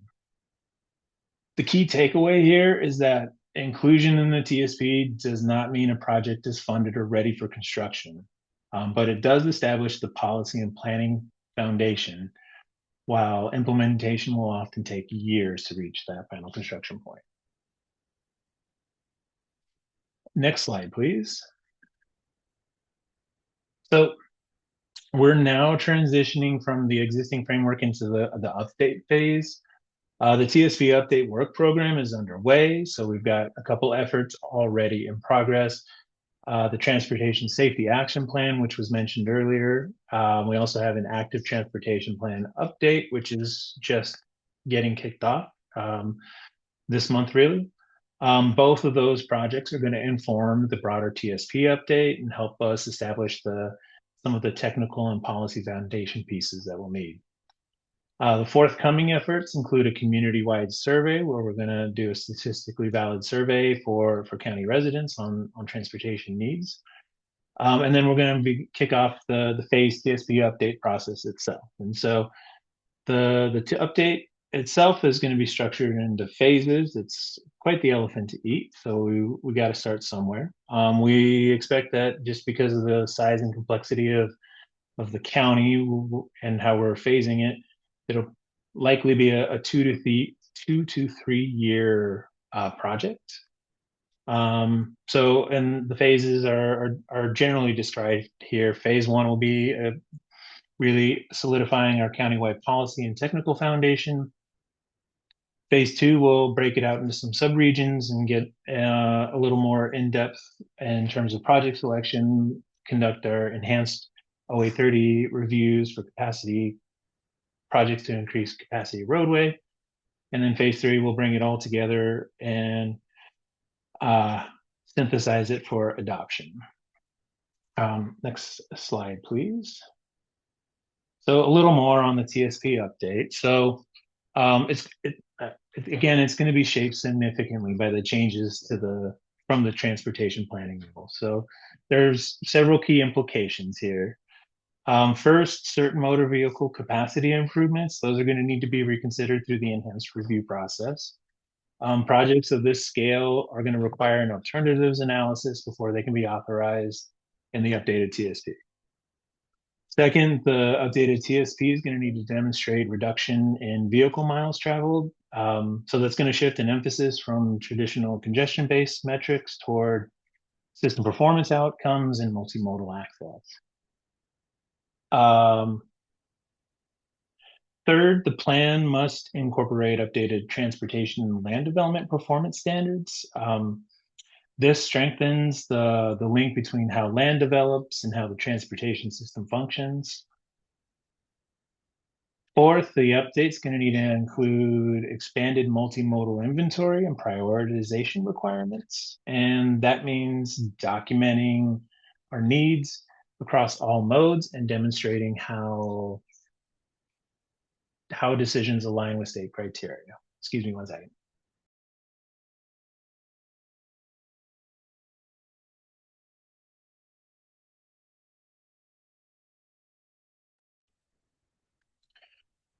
Excuse me. Finally, certain land development requirements are going to need to be implemented. This is where I made that misleading comment earlier. So there are going to be some updates, land use oriented updates that will need to be incorporated into the community development code at the time of the update. So this isn't solely going to be a policy document exercise. There's going to be some regulatory alignment that comes along with it. In short, this update is going to ultimately require some procedural, analytical, and regulatory adjustments to make sure we're complying with updated state rules. Next slide, please. So in closing, just to recap, the TSP, it establishes the long-term structure of how we enable people and goods to move through the county. The TSP defines the functions and sets expectations and provides a connection between transportation and land use. The upcoming update is not going to change that role, but it will require us to look at it a little differently. And the state requirements are going to ask us to demonstrate some multimodal performance, look at how we can reduce vehicle miles traveled, and evaluate those major capacity project improvements with more rigorous lens. And so all this to say that we will be returning to the Planning Commission at key milestones as this work progresses and provide more details where we can get into the nitty gritty of this. Because the Planning Commission's role is going to be pretty important for this. It's going to be a primary factor in shaping how we balance safety and mobility and economic vitality and livability and environmental responsibility within this updated framework. So with that, I'll open it up for any questions, discussions. Happy to take the time to answer all the questions. Thank you for your presentation. Do commissioners have questions? Commissioner Fry. Thank you, Chair. Yeah, question on the total miles traveled versus congestion metrics. I'm a little curious. It might be early to say, but I'm a little curious how that's going to impact quality of life in the area, and maybe my interpretation is wrong, but it kind of seems like, is that saying we can all sit stuck in traffic on I-5 versus driving a little further and having options for traffic to move? Um, because we're trying to focus on a miles traveled metric versus congestion, elimination, and speed. If I understand your question correctly, or is this shift in focus going to say we're okay with Horrible sitting in traffic. with more Yeah. traffic? Um, in, s- I mean, it's a difficult thing to respond to, just because how we measure vehicle miles traveled is a modeling exercise. Um, and there are a lot of factors and components that go into how we model these assumptions, and what sort of projects we prioritize to help offset that. Um, the vehicle miles traveled metric is something that is still it's a new area, it's a new field. We're all figuring this out along the way, so I won't be able to speak too much to it in specifics. Partly because Metro will be doing some of that modeling, or most of that modeling for the region. But the premise along this line is not necessarily to say, hey, we're all going to be more comfortable sitting in traffic. It's going to be to say, how can we provide other options for people to get to places where they want, in ways that means they don't have to drive as far, or they can get to those places by other means other than car. Okay, thank you. Vice Chair Monteblanco. Sorry, Diami, did you want to jump in and respond to that? I just saw your hand raised, so I wasn't sure. I was going to offer a little additional thought, but I think CJ answered it correctly. I mean, BMT is really a measure. It's more of a land use measure in terms of proximity to those key destinations. As a region, we have some performance measures that kind of address some of the more congestion. For example, we have preliminarily, these haven't been adopted yet, but we do expect them to be adopted, having like a miles per hour threshold on our freeways, for example, will be a regional measure. So anything that kind of falls below 35 miles an hour on the freeway would elevate in terms of identifying where there might be a need to be addressed. So. Mm-hmm. Thank you. I want to better understand how the decisions of the TSP impact our everyday residents, and then kind of in connection how they get to shape it. And this probably isn't something to be answered now. I'm really excited you're doing polling. That's great. And I think, as I chat with people, sometimes, interesting things will come up, like, why don't I have a bike lane in my neighborhood? Things like that. And so I think I want to, in the future, better understand how how everyday residents are interacting with this document and plan, even if it's not in like a formal way. Thank you. So in terms of involving the community members in this, when the TSP update project kicks off, we will develop a community engagement strategy for it, where we will put together a strategy, a plan to conduct outreach to folks. And that'll include online surveys, that'll include open houses, both in person and online. That'll include going to neighborhood meetings, although what that looks like will probably change somewhat based off of the recent changes to how our TPO program is structured. And just overall, we'll have information available on our website, and have opportunities for people to comment as documents are produced on there.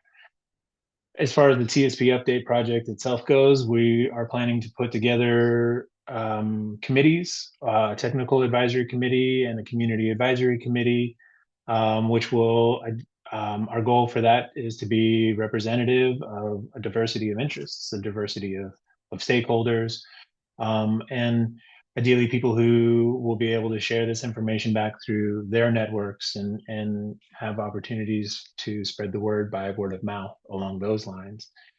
I think that's just the foundational approach that we're planning to use as this update strategy goes forward.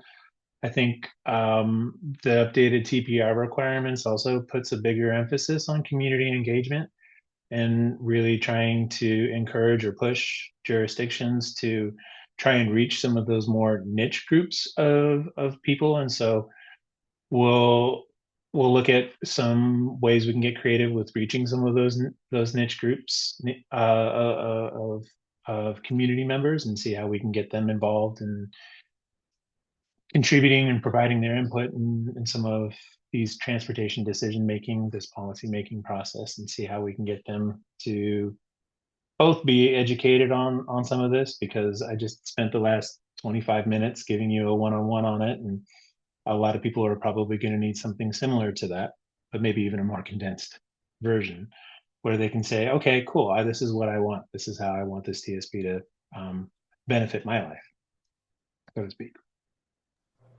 Thank you. You're welcome. Commissioner Carlson. Yeah, I had three kind of quick things. Number one, I know that you're going to have a community outreach and engagement plan as you go through doing this. I'm hoping that, again, you might come to us to look at that and say, oh, hey, have you thought about this? Or these are other channels, because again, lots of diverse experience here. And I think that that's really key to make sure that you're using all the resources and we're free, basically. Yes. So that's a good thing. Yes. One other thing that I sit on some things for Metro, and I get really concerned when I hear counties planning for something and having requirements that they have to vehicle miles traveled and that kind of thing, when the county can't necessarily depend upon what the transit authority for the area is going to be able to do and what they're planning. So I'm hoping that we have them engaged in this, telling us with our budget, here's what we're forecasting. These are the routes. This is the ridership, because you guys could create the most walkable, bikeable kind of community dependent on transit. And if transit's not there, you created a fantastic plan that is not viable in this world. And I'm very concerned about making sure that what you're planning for is what TriMet is prepared to be able to deliver. That would be the other thing. And then the last thing is, I really hope that you are looking at the future uses for your industry and making sure that those folks are, because if we're the economic engine of our state, we're probably not going to have less jobs out here. We're going to have more. Yes, good. Thank you. Other questions or comments?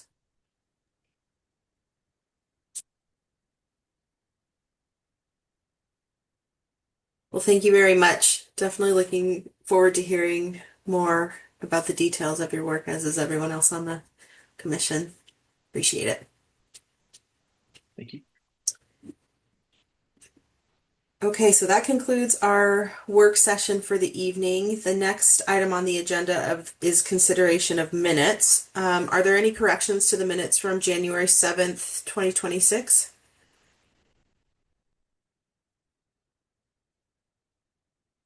Okay, seeing none and without objection, the minutes for January 7th, 2026 are accepted as submitted. Okay, next item is the chair and vice chair election. So typically how this works is folks can, if they are interested in any of the positions, can express their interest, and then somebody will make a motion to nominate, and then there will be a second and then a vote. So I just wanted to open it up to the commission and ask if anyone is interested in the chair. We'll start with chair position. Interested in the chair position for 2026. I will put my name out there. I will continue. I'm also happy to give others the opportunity if they're interested.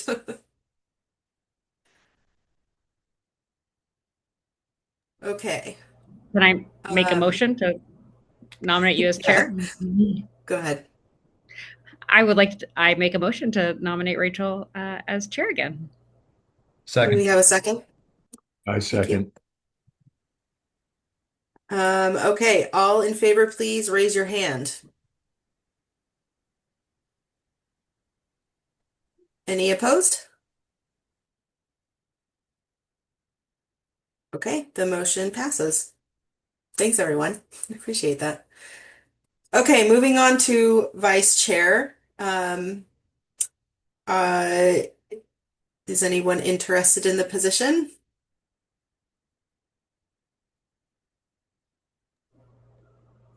I'd be happy to continue it. I enjoy the role. I enjoy working with Chair Maury Bidu and the staff, and leadership is about allowing others to take the helm. So also happy to step aside. Well, then I would move that we have chair or Vice Chair Monteblanco continue in her role for another year. Second. I'll second. Okay. All in favor, please raise your hand. Any opposed? Motion passes. Okay. Thank you. Thanks, everyone, for your votes of confidence. We appreciate it. Okay, next on the agenda is Planning Commission announcements. Do any commissioners have anything they'd like to share today?